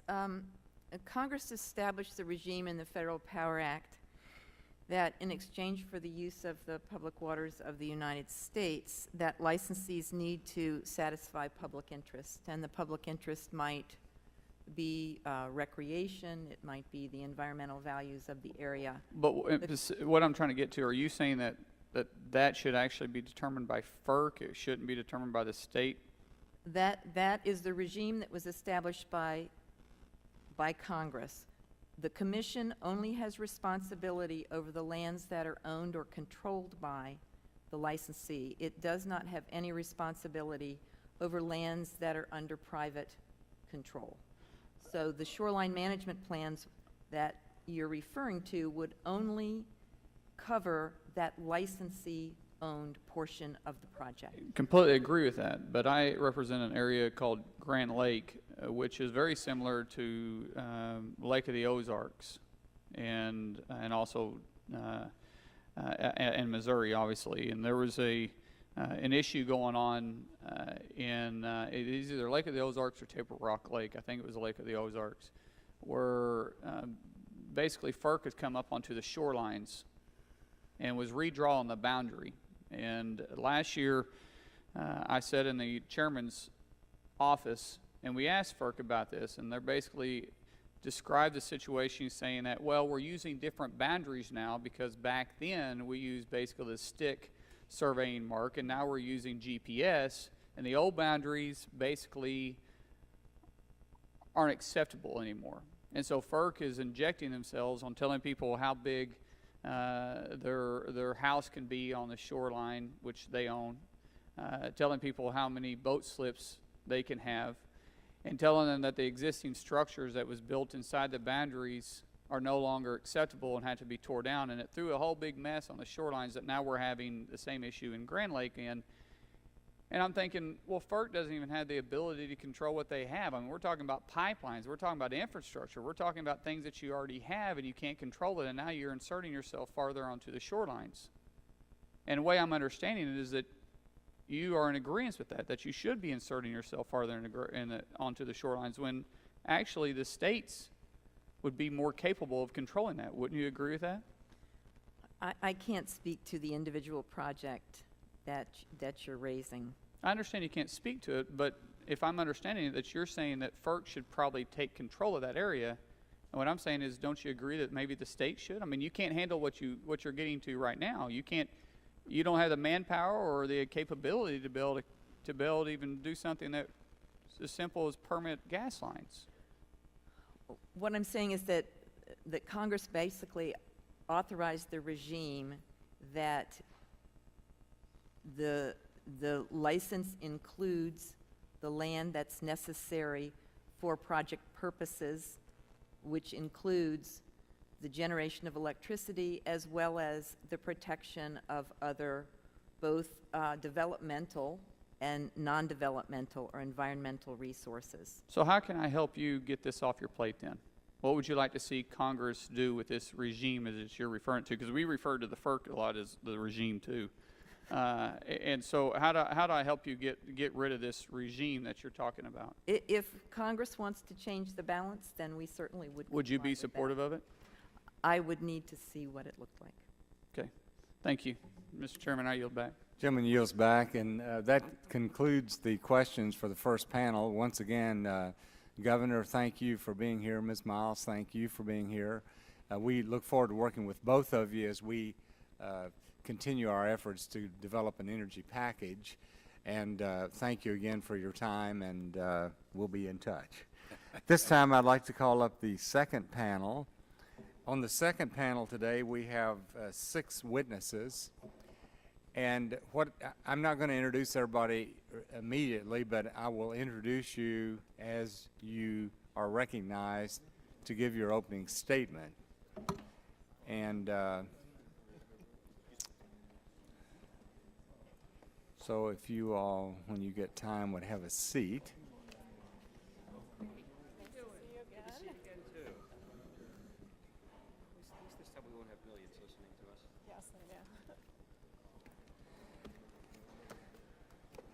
I want to thank all of you for joining us today, and we appreciate also your patience.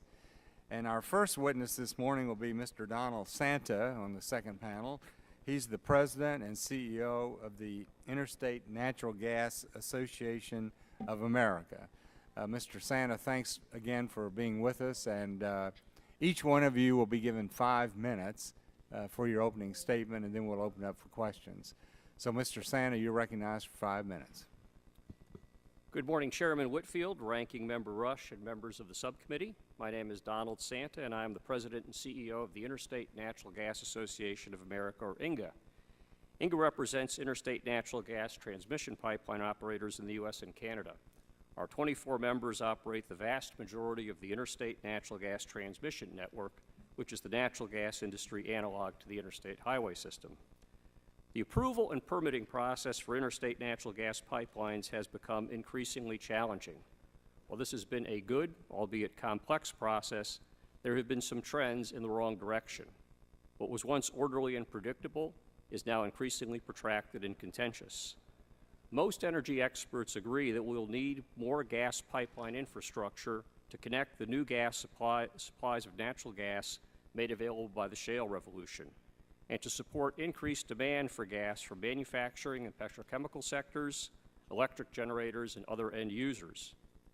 We need a process that balances thorough environmental review and active public involvement with orderly, predictable, and timely approval and permitting of necessary energy infrastructure. If enacted, the draft bill before the subcommittee today would modestly improve the permitting process by introducing additional transparency and accountability for federal and state permitting agencies. We support these steps, but continue to urge Congress to create real consequences for agencies that fail to meet reasonable deadlines. Entities proposing to construct or expand or modify an interstate natural gas pipeline must seek a certificate of public convenience and necessity from the Federal Energy Regulatory Commission. While the Natural Gas Act provides FERC with exclusive authority to authorize the construction and operation of interstate natural gas pipelines, a variety of other permits and authorizations are necessary in order to construct and operate such a pipeline. And I think, as evidenced by Mr. Johnson's question a few minutes ago, while a lot of the dialogue this morning has been about the timeliness of FERC's action under the Natural Gas Act, the focus of the draft bill really is the timeliness of these other permits and authorizations that are necessary before a pipeline can be constructed. The Energy Policy Act of 2005 provided FERC with new authority to oversee the pipeline permitting process. First, Section 313 of EPAC of 2005 clarified that FERC is the lead agency under the National Environmental Policy Act for interstate natural gas infrastructure projects. Second, this section empowered FERC to establish for all federal authorizations, to establish a schedule for all other federal authorizations. In other words, all federal and state permits required under federal law. Section 313 stated that other federal and state permitting agencies, quote, shall cooperate with the Commission and comply with the deadlines established by the Commission, close quote. The draft legislation would codify the FERC rule that established a deadline 90 days after the completion of FERC's NEPA review for all agencies acting under federal authority to make their final permitting decisions. The beginning of the 90-day permitting deadline would not be the first time a permitting agency would have seen an application from a pipeline developer. By the time FERC completes its NEPA review, it reasonably can be expected that the pipeline project developer will have been engaged in a dialogue with the various permitting agencies for 12 to 18 months or perhaps even longer. Consequently, permitting agencies will have had ample time to review a proposed project, suggest changes and modifications, and render a final decision. Although EPAC 2005 authorized FERC to establish a deadline for permitting agencies, it did not create a mechanism for FERC to enforce such deadlines. Instead, a pipeline project developer may challenge a permitting agency's tardiness or inaction in federal court. Doing so, however, is both time-consuming and risky, and this option seldom has been exercised.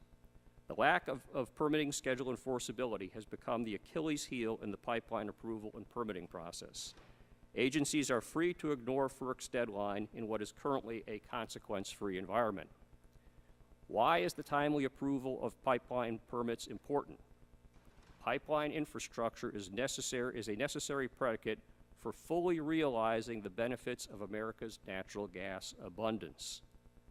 Abundant natural gas, spurred by shale development, already has had a profound effect on the United States economy.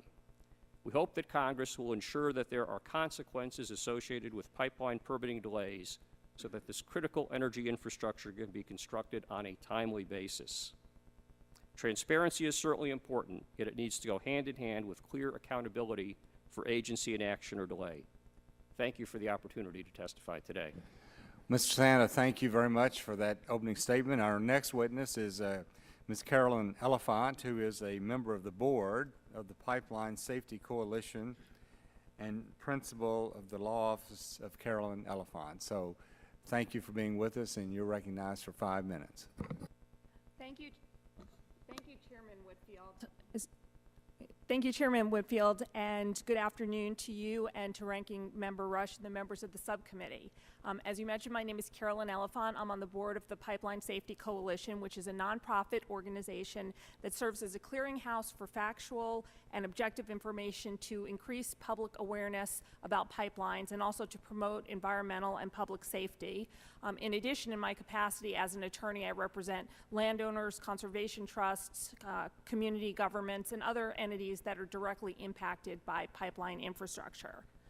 My testimony today will highlight two of the coalition's concerns regarding the draft legislation, which essentially requires federal and state agencies with permitting authorities over pipelines to adhere to deadlines established by FERC. First, the coalition believes that the legislation is unnecessary. There's little evidence to suggest that it's actually the state and federal permitting agencies that are responsible for delays in development of pipeline infrastructure. And to the extent that they are, companies already have a mechanism in place to enforce those deadlines, which is through bringing suit in federal court, a mechanism that's only been used twice since it was enacted 10 years ago in the Energy Policy Act. Second, the coalition's greater concern is that the proposed legislation's approach to expediting the permitting process, such as requiring federal and state permitting agencies to confine the scope of their environmental review to those issues identified by FERC, would subordinate the regulatory mandates of FERC's sister federal agencies, as well as state agencies implementing delegated federal authority under statutes like the Clean Water Act, the Clean Air Act, and the Coastal Zone Management Act. So the first issue I wanted to discuss, as to why this legislation isn't necessary, relates to the delays. And from our perspective, it's not clear that these state and federal permits are holding up the process. The way that INGA has defined delay in its 2012 report that it commissioned is a situation where a state or federal permit is filed, is not completed within 90 days after FERC completes its environmental review.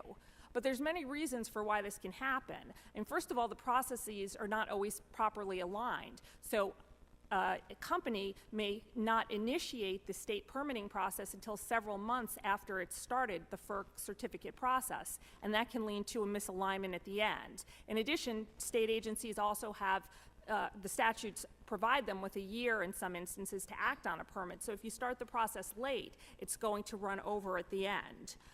The second issue related to delay is that many times a delay may occur because there's a change in the route or a different alternative is proposed down the line. And there are instances where a company knows about this initially, but rather than trying to accommodate and negotiate that issue, they'll hedge their bets and figure that if they ignore it, it'll go away, and it comes back to bite them at the end of the process. I've been involved in at least two proceedings where issues raised by state agencies early on in pre-filing were ignored for years later, and when it finally came time to issue the permit and it appeared that the state permit wasn't going to issue, those issues had to be dealt with, and it created some delay.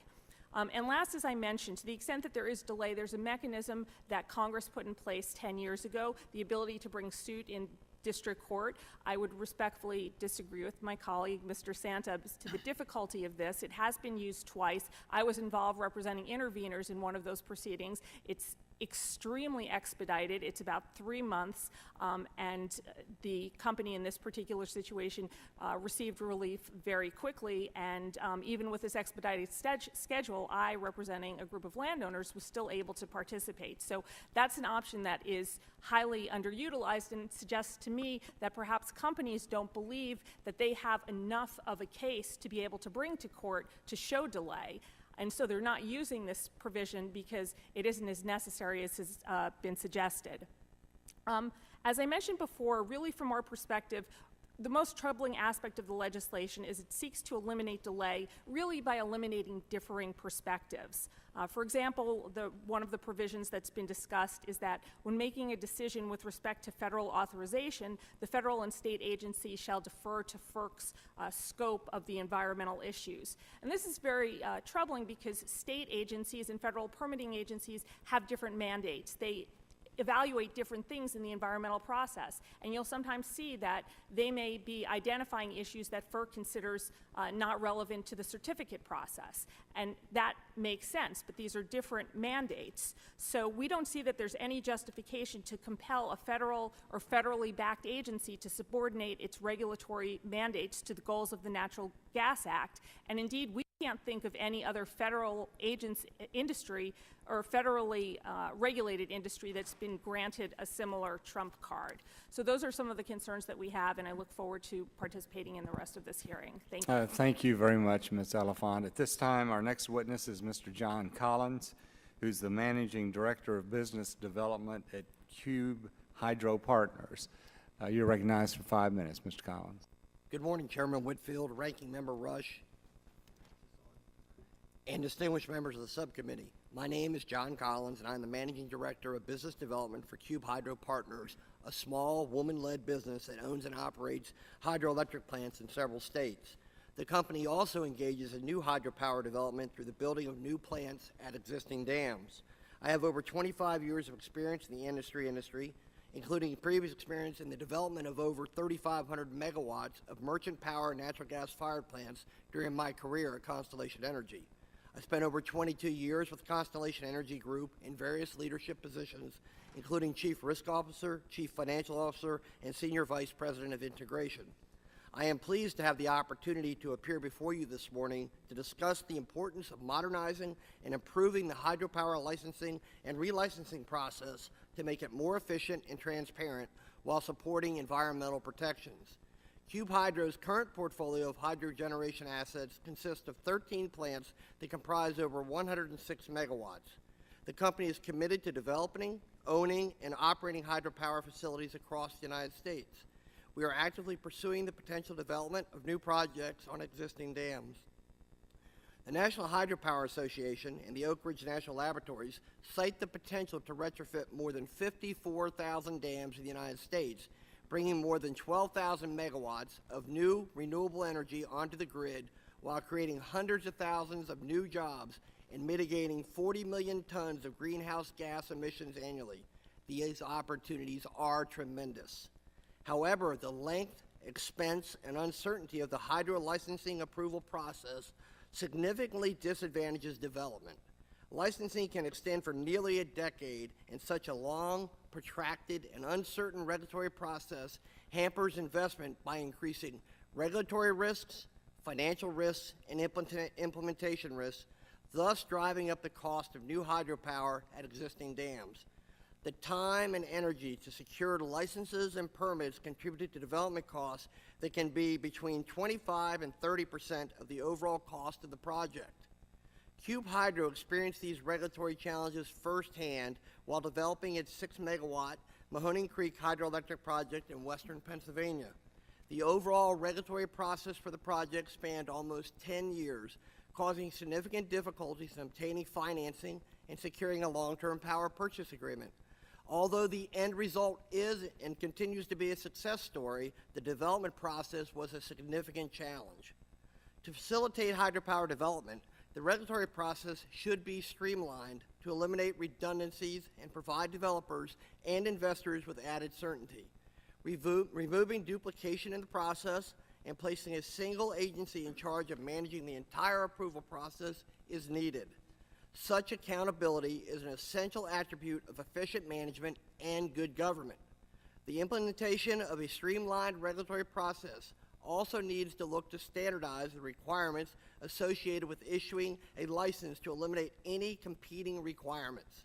We are particularly supportive of the provisions that will minimize duplications of studies and license proceedings, simplify the regulatory process for smaller projects, authorize new studies only when the FERC determines that additional data is necessary, weigh the cost-benefit analysis of licensing requirements, implement a use-it-or-lose-it provision for submitting a pre-application document within 3 years, as opposed to the current system, which allows up to 8 years without developing the project. The end result is the establishment and enforcement of project timelines. These and other initiatives would help to simplify licensing requirements and facilitate hydropower project development and relicensing. We believe that hydropower is and should remain an important component of an environmentally sustainable U.S. energy policy. Providing the ability to invest private capital to upgrade, modernize, and stabilize this resource is critical to maintaining and growing the currently installed base, which is the largest of any renewable resource in the United States. Hydropower is clean, renewable baseload energy that helps to stabilize our electric grid. Federal policy should be adopted to encourage the development of this vast resource. Cube Hydro believes the draft legislative proposals under consideration by the subcommittee today are a reasoned and responsible modernization of federal licensing legislation to allow for increased development of this important resource. I thank the subcommittee for this opportunity to testify on hydropower's role in meeting our nation's energy and economic objectives, and look forward to answering your questions. Thank you, Mr. Collins. And our next witness is Mr. Richard Roos Collins, who's General Counsel for the Hydropower Reform Coalition and Principal in the Water and Power Law Group, and he's testifying on behalf of the Hydropower Reform Coalition. So you're recognized for 5 minutes, Mr. Collins. Thank you, and good afternoon, Mr. Chairman, Ranking Minority members. My name is Richard Roos Collins. I appear on behalf of the Hydropower Reform Coalition. Our conservation groups represent 2 million people who fish, boat, and hike on the lands and waters of these hydropower projects. Since 1992, our coalition has reached 170 settlement agreements with licensees, including Pacific Gas and Electric and also New York Power Authority. We worked with the National Hydropower Association and other stakeholders to negotiate the 2005 integrated licensing process, which FERC uses, and the 2013 Hydropower Regulatory Efficiency Act. We support the goal of expedited licensing consistent with the quality of the license. we do not support specific mechanisms in the discussion draft that would undercut cooperation between FERC and other agencies. Under the draft, FERC would control the schedule for the work of other agencies, determine facts relevant to fishways and federal reservations, and exclusively administer a license once issued.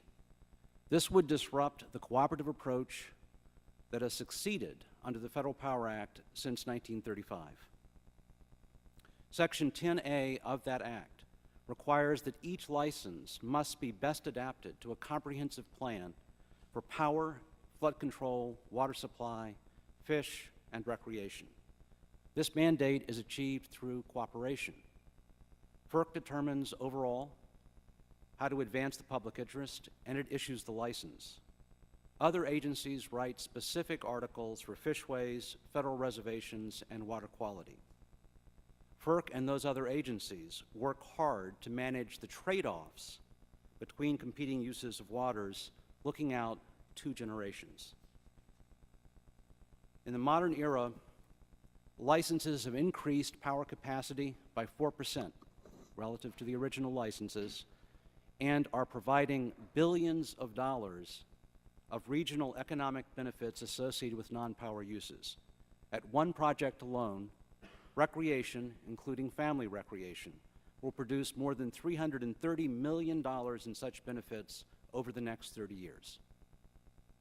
Now let me turn to time. A licensing process is expected to take 5 years or less. Why that period? The license is based on the studies conducted to evaluate how best to manage trade-offs over 2 generations. Should licensings end on time? Yes, and in fact most do. Are some licensings delayed today? Yes, roughly 1/4. Do delays occur merely because agencies other than FERC write license articles? No. Let me give an example. Under the 2005 Energy Policy Act, a federal agency that prescribes a fishway must provide a trial on disputed issues. These trials have consistently ended on time, 6 months or less. The assigned judges did this by knocking heads. Section 1303 of the discussion draft would move these trials to FERC.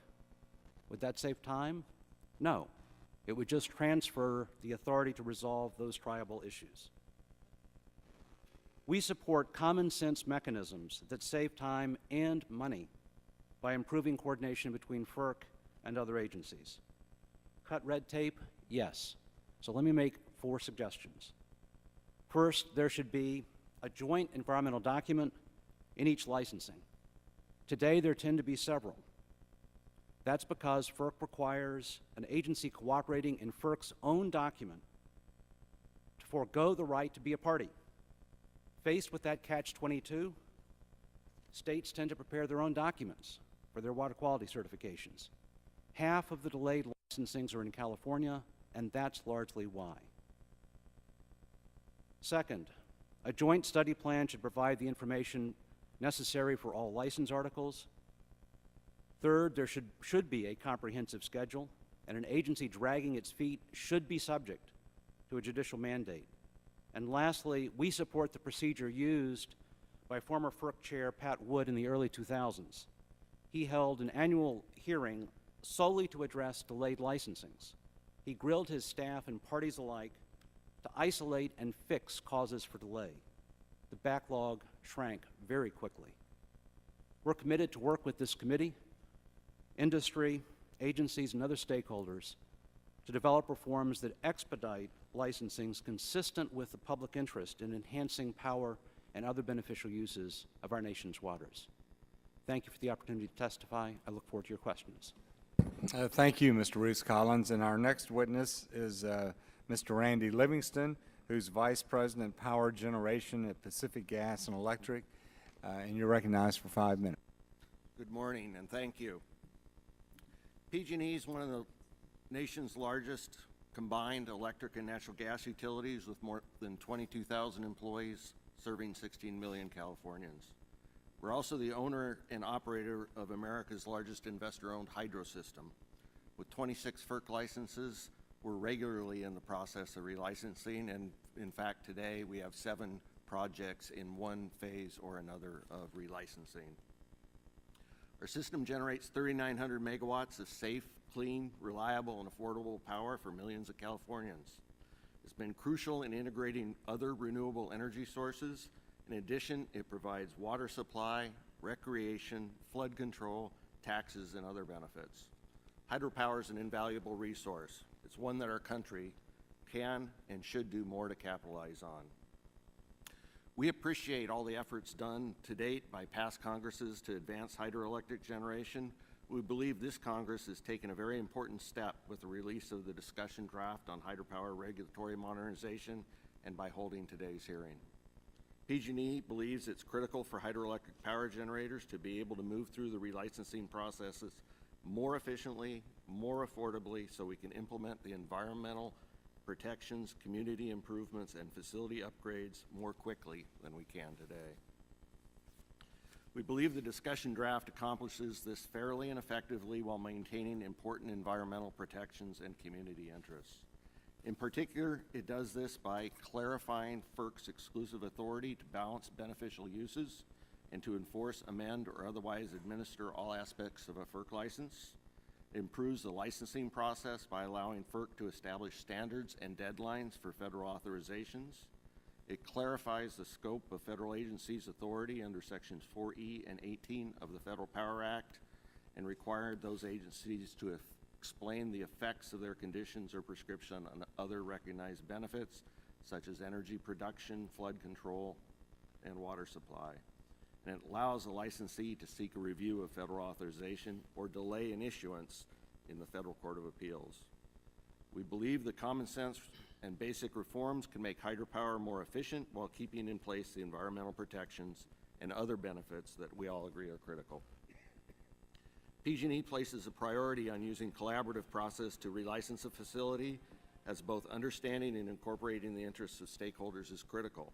However, as it stands today, the current process is complex, protracted, leading to higher costs and delayed implementation of improvements and upgrades.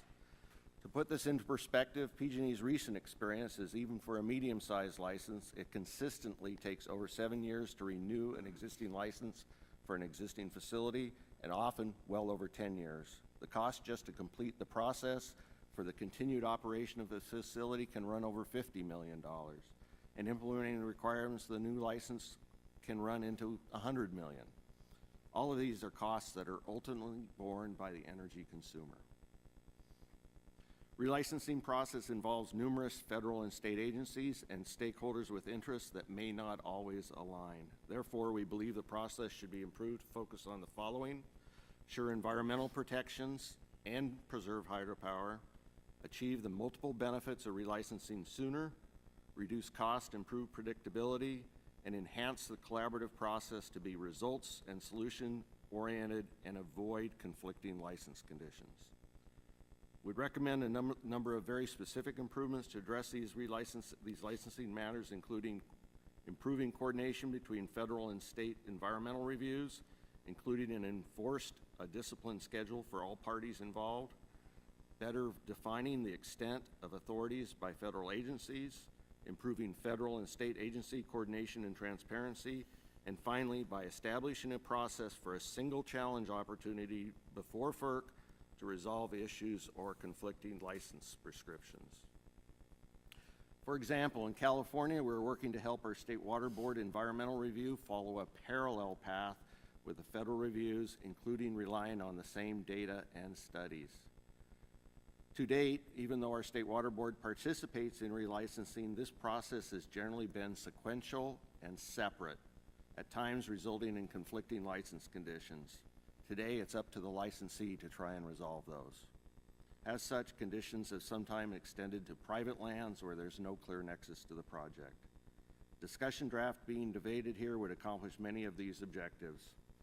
Given the focus of this committee on crafting and advancing energy policy for the 21st century, you and your colleagues have an important opportunity to bring meaningful change to the hydropower relicensing process and to assure that it is consistent with needs and opportunities today and many years ahead. PG&E looks forward to working with you. Thanks, Mr. Livingston, and Our next witness is John Sulloway, who is board member of the National Hydropower Association, and you're.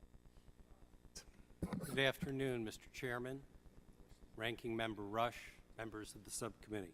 My name is John Sulloway. I appear today on behalf of the National Hydropower Association. I'm on the board of directors, served as secretary of the executive committee, and I was president of NHA about 10 years ago. NHA appreciates and commends the work of this committee and Chairman Upton, and also the discussion drafts proposed by Representative Kathy McMorris Rogers.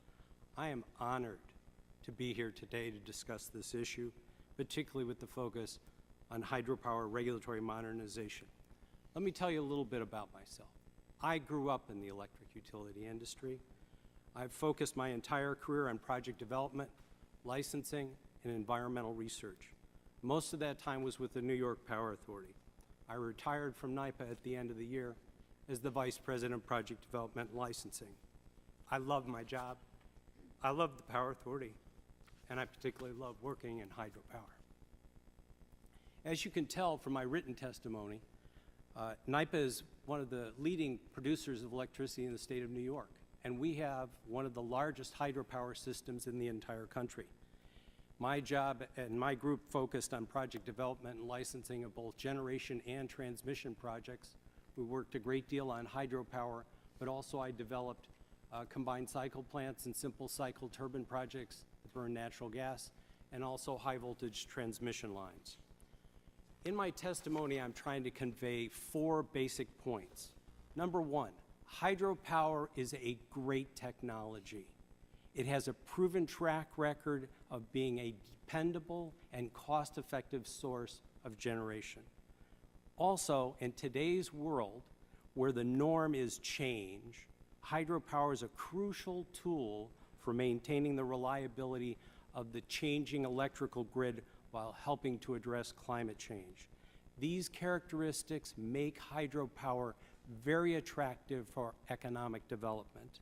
There is a significant potential for increased hydropower capacity, which is not being realized.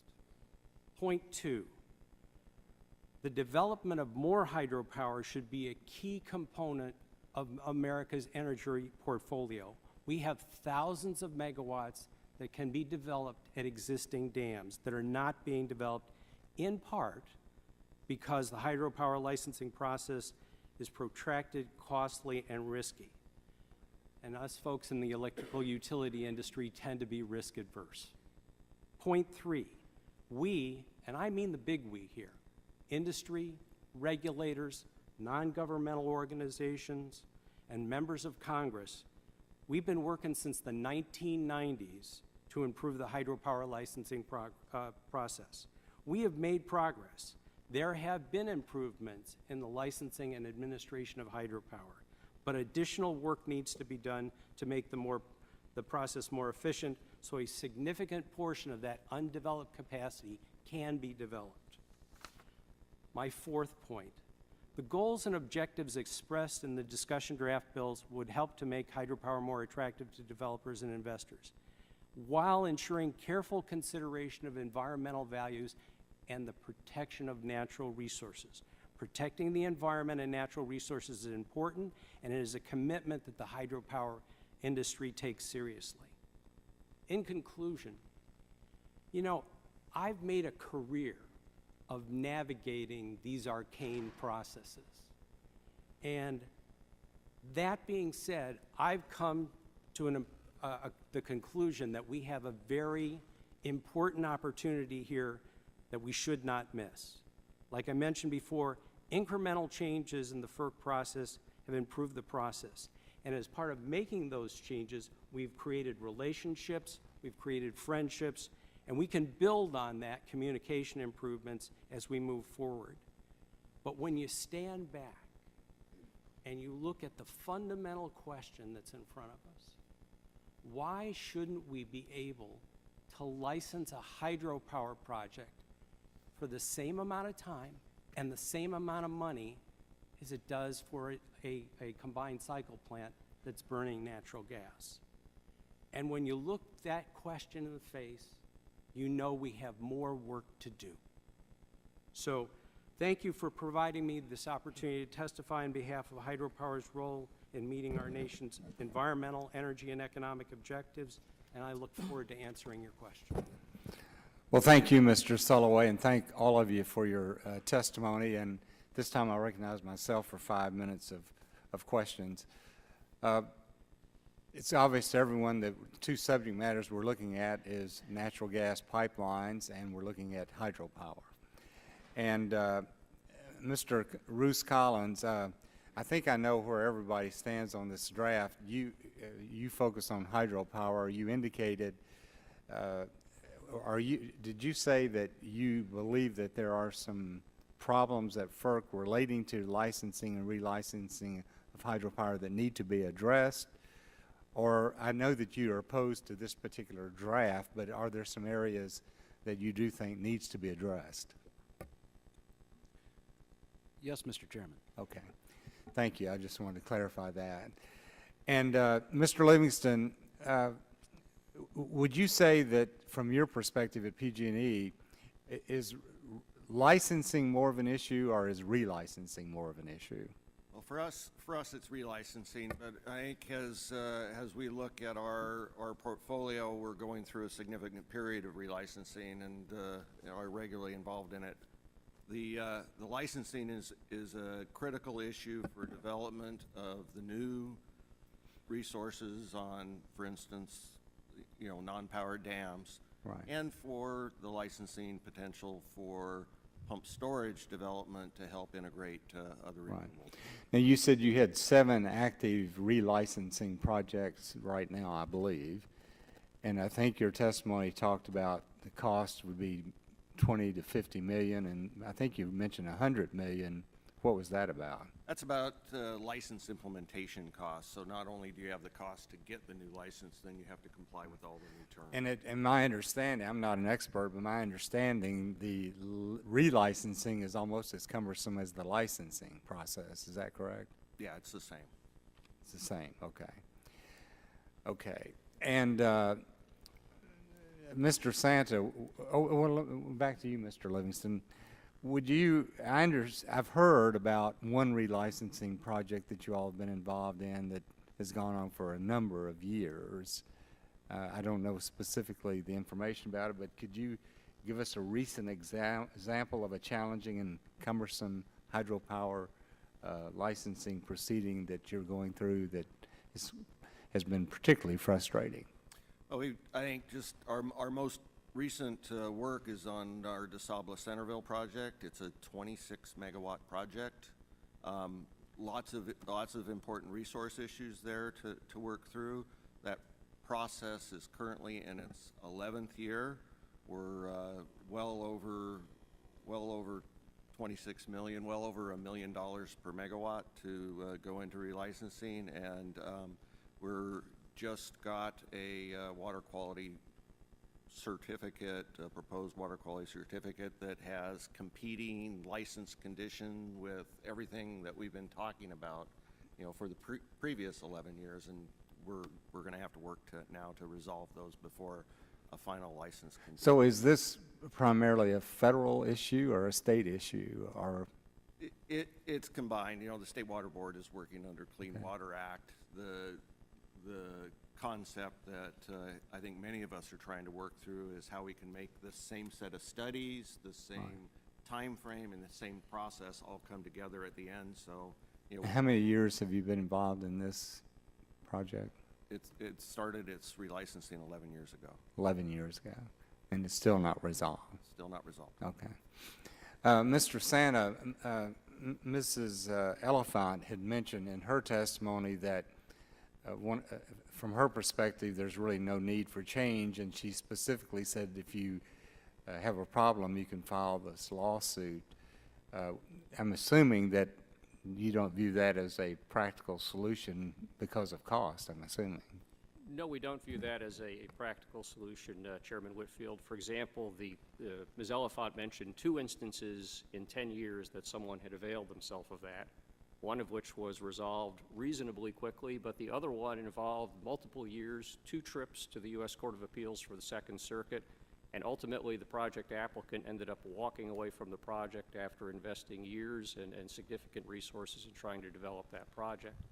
I think it's important to remember here that the current law would compel the applicant to sue the very agency from which it is trying to get the permit. Is that going to incline that agency to be more cooperative? Not to mention that same applicant may have other applications on other projects pending before that same agency. You know, you mentioned this GAO report, and I believe it was in your testimony, but it basically said that the average length of time on one of these pipeline certificates is like 5 years, I believe. It was 558 days. 558. The 5 years, I guess, was the pre-filing and the other agency permits and so forth. Yes, sir. Yeah, I think it was, if you took into account the time from project inception, the pre-filing process, the FERC process, the other permits and construction, the 5-year period is a reasonable estimate.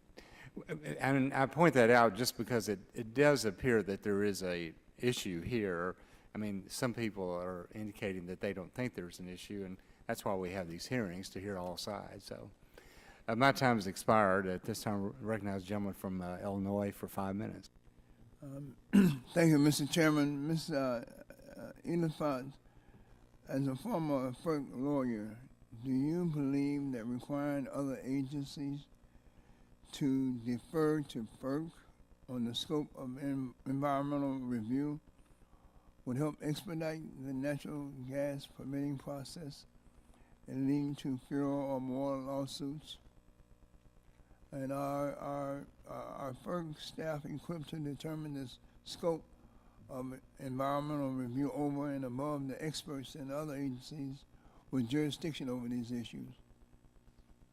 I don't think that it would expedite anything. The problem is when you're looking at the scope of environmental review, it relates to what the agency's mandate is. So, for example, I have seen cases where FERC has determined, for example, that it will not consider cumulative impacts related to fracking because that's something that FERC has determined is not causally connected to pipeline certification. And that's a decision that's been affirmed by the Second Circuit. There are other state or federal agencies for which this issue of fracking is more closely related to their mandate, so they might consider that within the scope of the issues they address when they're granting a permit. Unless you change the underlying regulatory mandate of those related state and federal agencies, that's the only way you can eliminate consideration of those issues. They look at different issues. That's why they're different agencies and they have different mandates. Mr. Bruce Collins, I know that you're not an agency expert on how this bill would impact congressionally mandated environmental protection laws, but I don't see anybody else on the panel who is an agency expert either, nor did I see anyone on the previous panel who was an agency expert. But I just want to get your opinion, if I could.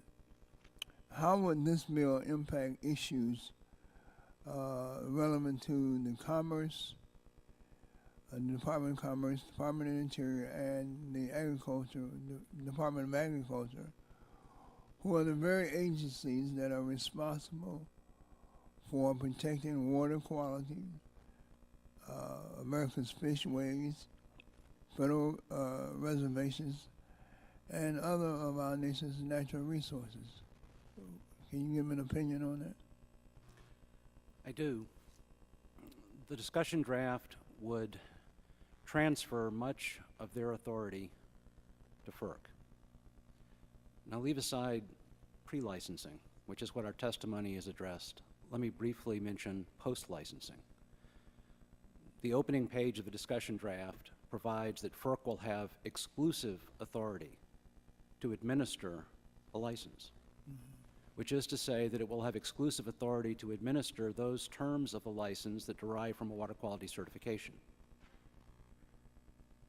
That's trouble in terms of actually protecting the beneficial uses of our waters. And to be clear, Ranking Minority Member, I believe that FERC is a very capable federal agency. I respect Ms. Miles and her staff. They are competent. This is not about competency. It's about on-the-ground knowledge. In a typical proceeding, FERC staff will visit the project a few days. By contrast, the staff for the State Water Agency, or for the Fish and Wildlife Service in NIMS, or the National the Forest Service, will have walked those grounds dozens, if not hundreds of times. That on-the-ground knowledge is what Congress respected in the 1935 Federal Power Act, which delegated to them limited authorities to use that knowledge to protect certain resources. Well, it seems to me as though, Mr. Bruce Collins, that we are at a position that the question would shift in the responsibility for holding trial-type hearings on any disputed issue of material fact from the secretaries of the same departments, Interior, Agriculture, or Commerce, to FERC. Would that, in your opinion, do anything to expedite, or would it will be akin to a rat running around a maze, no way out in terms of the permitting process? Wouldn't this help us at all, expedite? My opinion is that it would not expedite, and indeed it could delay. And if I may give one brief example, the National Marine Fisheries Service uses administrative law judges assigned from the Coast Guard. Those judges conduct a trial as though they were on board a ship. At a pretrial conference, they once looked at the attorneys and they said, "You have pending motions. If you argue those motions, I'll cut you off. And if I cut you off, I'll probably rule against you. You want to argue on the motions?" And of course, all of the parties said no. Well, that pretrial conference was over in 15 minutes. My experience with the judges assigned by Interior and Commerce and Agriculture is that they are tough and fair. And as a result, I don't think moving this to FERC would expedite decisions. Mr. Chairman, I yield back. This time I recognize the gentleman from Virginia, Mr. Griffith, for 5 minutes. Thank you, Mr. Chairman. Appreciate it. Mr. Santa, I believe you may have heard my questions with the prior panel, and so you know that I'm concerned about placement of gas pipelines. But I want to talk to you about the need for gas pipelines, because that is the driving force behind all of this, particularly in those areas that have been reliant on coal to produce their electricity. With the myriad of different regulations that the EPA has proposed, many of those power generating companies, the electric company as we know it back home, are having to turn to natural gas. Isn't that true? Yes, sir, that is true. And as a result of that, and looking forward at the impact of the closing of many coal-fired power electric generation units, many of those, particularly in the southeast and the east, are looking at using natural gas instead. Isn't that also true? That's correct, sir. And as a result of that, there are some serious concerns across the industry that if the natural gas pipelines are not built in a quick manner or brought to bear fairly soon, we will have a problem with either rolling brownouts or possibly even blackouts in many parts of the east and southeast. Is that not also true? Many parties have expressed that in connection with the Clean Power Plan. We are confident that gas and gas pipelines ultimately can meet that need, but Inga, too, in our comments on the Clean Power Plan and at the FERC technical conferences, noted the timing issues in terms of the time needed to develop infrastructure versus the compliance deadlines. And of course, it's one of the reasons why I support legislation that would cut the Clean Power Plan off until the litigation is over, because it's going to create huge problems for electric generation companies across the United States, but particularly in the southeast and the east. And I have serious questions about the legality of the EPA's interpretation. I should say their new interpretation, not their original interpretation of Section 111D. And so that is one of the big drivers in the reason that right now there are as many as 4. I know of at least 2, a third that I've heard about, and a 4th that's been indicated in an article today, looking at power or gas pipelines in my region. And that's what's driving all of this. Isn't that what you would indicate to us? It is a significant driver. There's also industrial demand that's part of the demand for those pipelines. Well, and the natural gas the natural gas price being low is a factor to be considered in that, and that's what's driving that new manufacturing demand as well, isn't it? That is correct, sir, yes. And so if we're going to have more good-paying jobs, if we're going to have electricity in our homes, whether I agree with the EPA's regulations or not, we're going to need natural gas pipelines. Isn't that correct? Yes, sir. Now, that being said, how can we do this in a better fashion? Because, and I would submit one of those would be to give, you know, a better timeline on the EPA regulations if they are found legal, which I don't think they will be.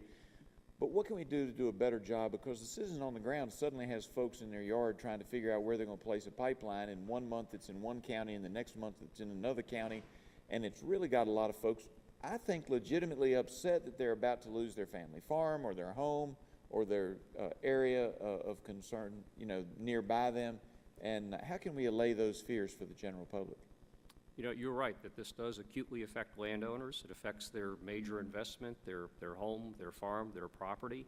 It also is occasioned by the fact that we've got prolific gas supplies in places that, at least in recent history, haven't been prolific supply areas, and so it has created the demand for more pipelines to get that to the market. I think that overall the FERC does a very good job with its process. I know that INGA and its member companies are committed to this because beyond going through the construction and siting process, these landowners will be our neighbors for years. I think that the legislation today is intended to try to make that process more efficient and yet still respect the rights of landowners and environmental concerns. And also, as part of the administration's quadrennial energy review, the first installment focused on infrastructure. They focused on improving the permitting process. And I'm assuming that my district is, or my region, I should say, is not alone in having a number of proposals being made, because we're going to have to move a lot of gas around the country. And of course, we had the governor of Maine in here requesting that we facilitate that somehow to get the gas to them, or to allow them to hook up to electricity either at the hydro side or from Canada. Ms. Elephant, do you think FERC is equipped to take a look at the big picture and decide if they need to have 2, 3, or 4 pipelines passing through the western part of Virginia? I think at some point somebody has to take a look at the big picture. The Natural Gas Act, although it's not imbued with the same public interest standard as the Federal Power Act governing hydro, does issue certificates for public necessity and convenience. If you look at the history of the Act in some of the older cases, FERC or the Federal Power Commission played a larger role, and they would look to see if there was a need for 3 or 4 pipelines and try to make take a programmatic view of what the public need was. In addition to development of multiple pipelines, there are other ways to increase efficiencies of existing pipelines to capture additional natural gas. FERC, in fact, just last month implemented a policy which would incentivize existing pipeline developers to address leaks in the pipeline. And there was a study shown recently in the Boston area that if you could capture all that leakage, you could increase the pipeline capacity by almost 30%. So I think that in addition to looking at just building more, we need to take a more robust approach and also look at some creative solutions. For example, making pipelines safer and addressing leaks, which is really a win-win for everybody, including the pipeline, which gets incentive payments to do that. My time is up. I yield back, Mr. Chairman. Gentleman's time is up. At this time, recognize the gentleman from California, Mr. McNerney, for 5 minutes. Thank you, Mr. Chairman, and I want to welcome Mr. Livingston here to the committee this morning, or this afternoon now. PG&E has done a lot of creative things with respect to the grid, and has taken a lot of steps in terms of pipeline safety and leakage, so I want to make sure you get credit for that. Are there particular federal agencies that are having trouble coming to the table on the hydro issue in a timely manner? I think each of the agencies, they got very dedicated folks and they're doing their best, but in a lot of cases what we're looking at is agencies that have single or a few resource focus, right? So if you're working in the water area or around land or in other issues on fish, and same thing with some of the other stakeholders in this that might be interested in recreation or fishing, and it's really all of that coming together. what one agency versus another one would do as far as a prescription is might interfere with what another one. So the real point is trying to come together in a way that there's a decision maker, there's one set of decisions. So it's not one particular agency, it's when we have sequential decision making going on, and having an agency that can balance the beneficial uses, all the beneficial uses. And right now, the only federal agency in the hydro space that has that in statute is FERC. Are problems with regard to timing and responsiveness exacerbated by the drought in California now? Sure. I think, particularly since we're in the fourth year of drought there, and with the governor making sure that we're taking decisive action on that, there is a lot of focus on trying to deal with the issues associated with water supply in the state, and many of the same folks and many of the same agencies are devoting their focus, rightly so, to that, and that does recently have an impact on agency timing and so on. Mr. Santa, you indicated in your testimony that a number of reasons for potential delays to permits, including lack of agency resources, which I'm sort of getting from Mr. Livingston as well, cooperation with FERC, and applications being deemed incomplete. Could you talk a little bit about the cooperation with FERC? I'm not sure what that means.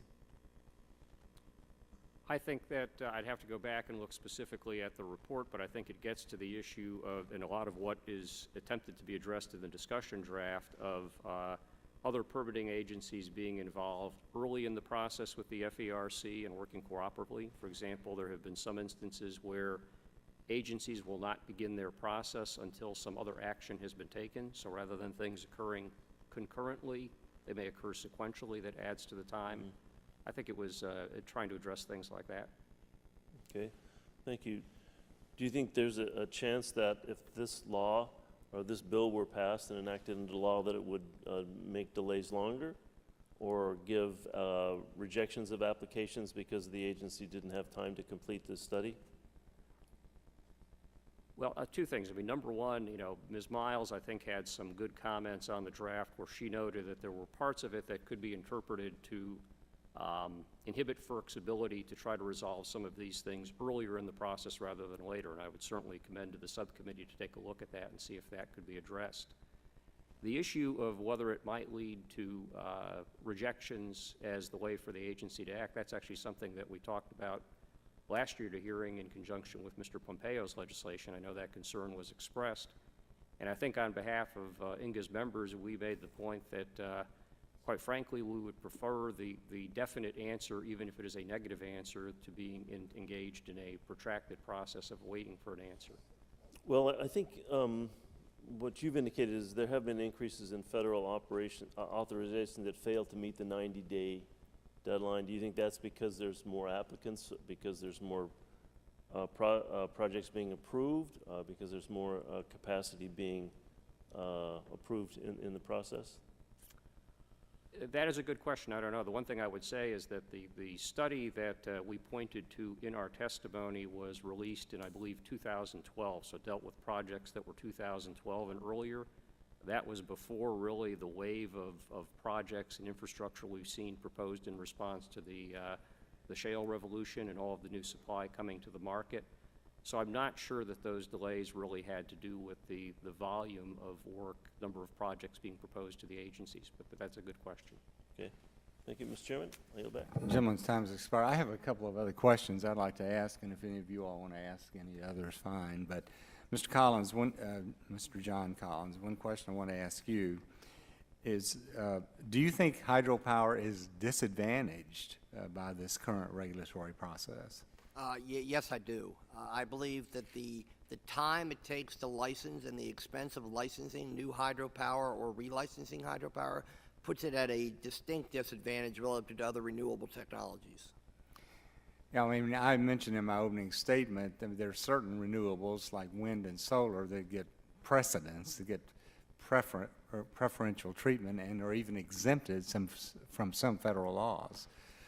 But okay, I just wanted to clarify that. And then Mr. Sulloway, and maybe Mr. Roos Collins might want to comment on this as well, but you stated that other federal resource agencies have the authority to impose mandatory environmental conditions on the FERC license, and that seems to contribute to delay and additional cost.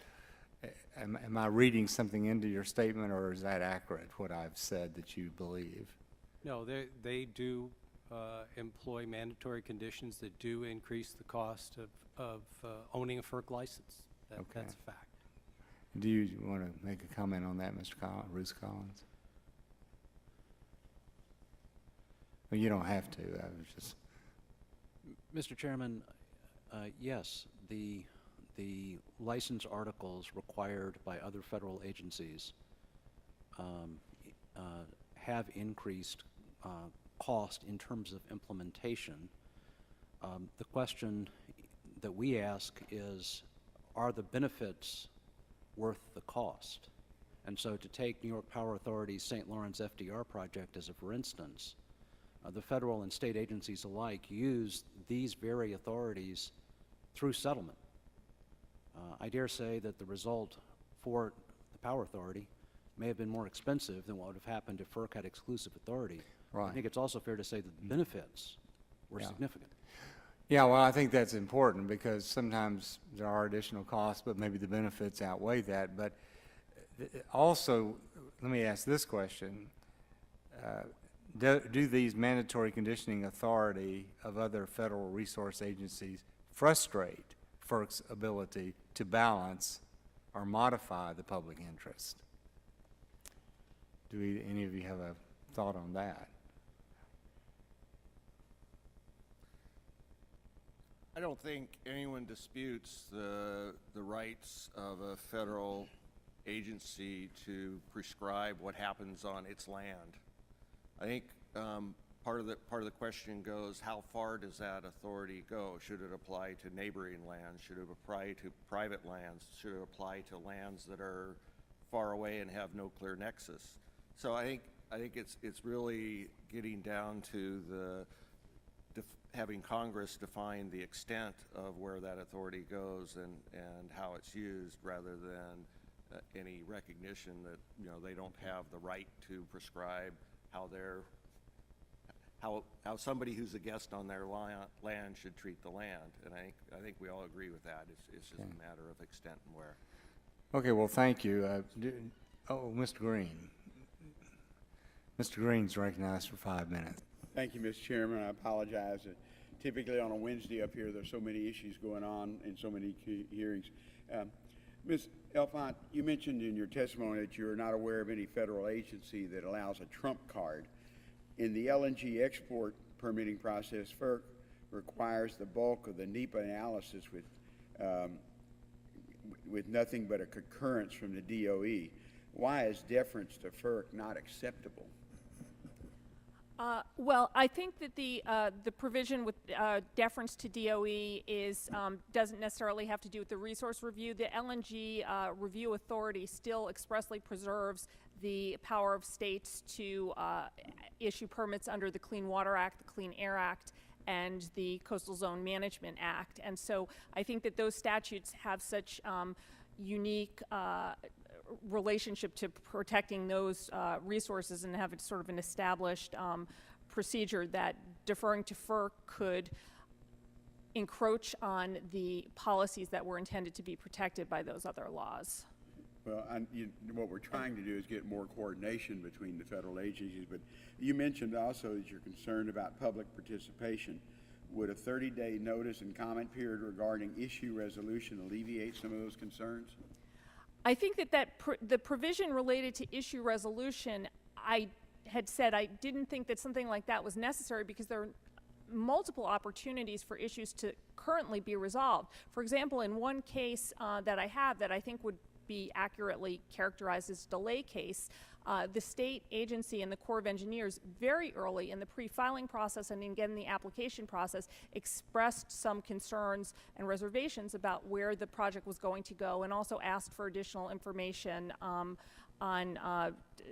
certain resources, and it seemed to me that there were many opportunities to resolve those along the way, rather than have it be done in this pressured 30-day period like this statute prescribes. I mean, there's still opportunities for the agencies to cooperate, and that does happen from time to time. Well, and I know the pre-filing work, I don't know if we've exhausted the success of that, but that is a goal to do it, to get, the Corps and different agencies together so the applicant will know what the problem is and can deal with that early on. And so that's our goal, I guess. Mr. Santa, in your testimony you state that challenging a permitting agency's tardiness or inaction is time-consuming and risky. Where do most companies focus on their challenges? Is it a state agency or the federal agency? It varies because in some instances it is a state agency acting pursuant to delegated federal authority. Yeah. For example, I think in both of the cases that where pipelines have availed themselves of the judicial review provisions, they've been challenging state agency actions. What state would that be? I believe one of them was Connecticut, and I believe the other one was Maryland. Maryland was a delay case. Okay. So it depends on the area. That's correct, yes. I was wondering if that was a problem with Texas. Okay. Would arbitration better serve that approval process? I really don't know. That's an interesting question, Mr. Green, as to whether or not that would be something that might work. I think that the provisions that are in the draft now in terms of a dispute resolution process, I think are intended to kind of go in the direction of how do we resolve these disputes. I have not, heard of arbitration being suggested before in the context of a permitting agency, an applicant, and the other stakeholders. Well, that would get you to a decision, though. That's the problem. Yes. The time frame keeps getting extended because the decision's not there. Yes. Isn't that the role, though, for the pre-filing review? Is to try and get that information out during the pre-filing? I think that is the goal of the pre-filing, is to try to get these issues on the table early to begin to resolve them, and also to deal with them in a context before you have got a FERC application, in which case the ex parte rules and various things come to attach that tend to make it more cumbersome and more difficult to resolve. So yes. Okay. Well, Mr. Chairman, I've run out of time, but I appreciate it. But I also know that because obviously from where I come from, the LNG exporting permits are an issue, and it's not necessarily FERC, it's also DOE. And I said it earlier, the Corpus Christi permitting for both FERC but also with DOE was very quick and comparably. But obviously we have a whole bunch more in line because most of those permits will probably come from Louisiana and Texas and instead of the East or West Coast. So, thank you, Mr. Chairman. You're welcome. Recognize Mr. Yeah, Mr. Rush. Chairman. Thank you, Mr. Chairman. Mr. Chairman, the ranking member Pallone asked this question of the previous panel, and I want to ask Mr. Roos Collins the same question. Mr. Roos Collins, buried in the language of the draft is a two-word change to Section 4E of the Federal Power Act. The words of the existing statute, quote, shall deem, end of quote, are replaced by the single word, quote, determines, end of quote. The context of this change is the mandatory conditioning authority of the resource agencies. I had three questions. Is this a significant change from current law? What would be the practical effect of this change on the ability of resource agencies to protect and manage things under their jurisdiction? And lastly, will this change result in more or less litigation, in your opinion?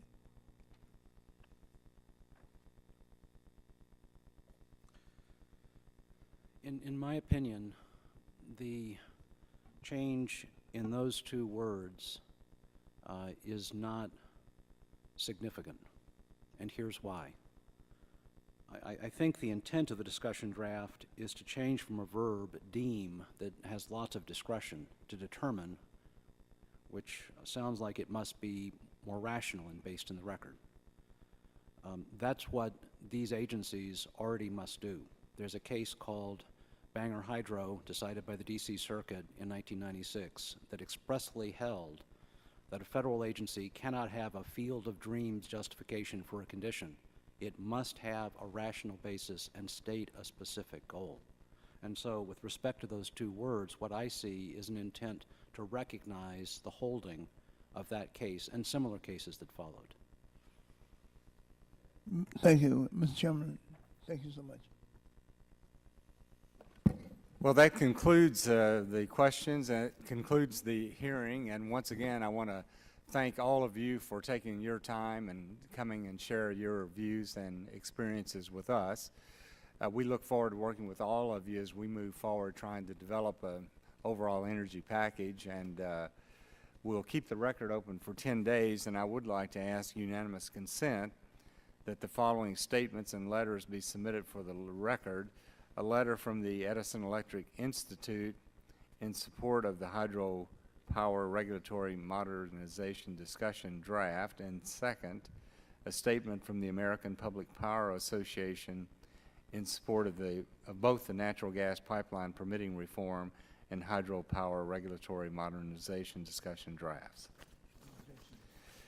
Without objection, so entered. And thank you all once again, and that will conclude today's hearing. Thank you.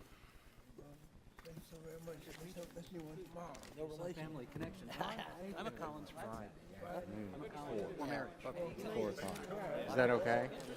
My wife's family. My family. Thank you. Tennessee and Kentucky. Yeah.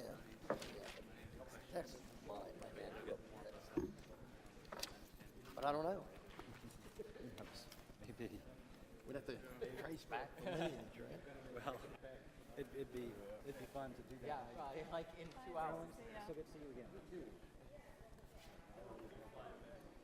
Hi, how are you? I know, I'm sorry. Hey, I was going to say hi to you too. I didn't.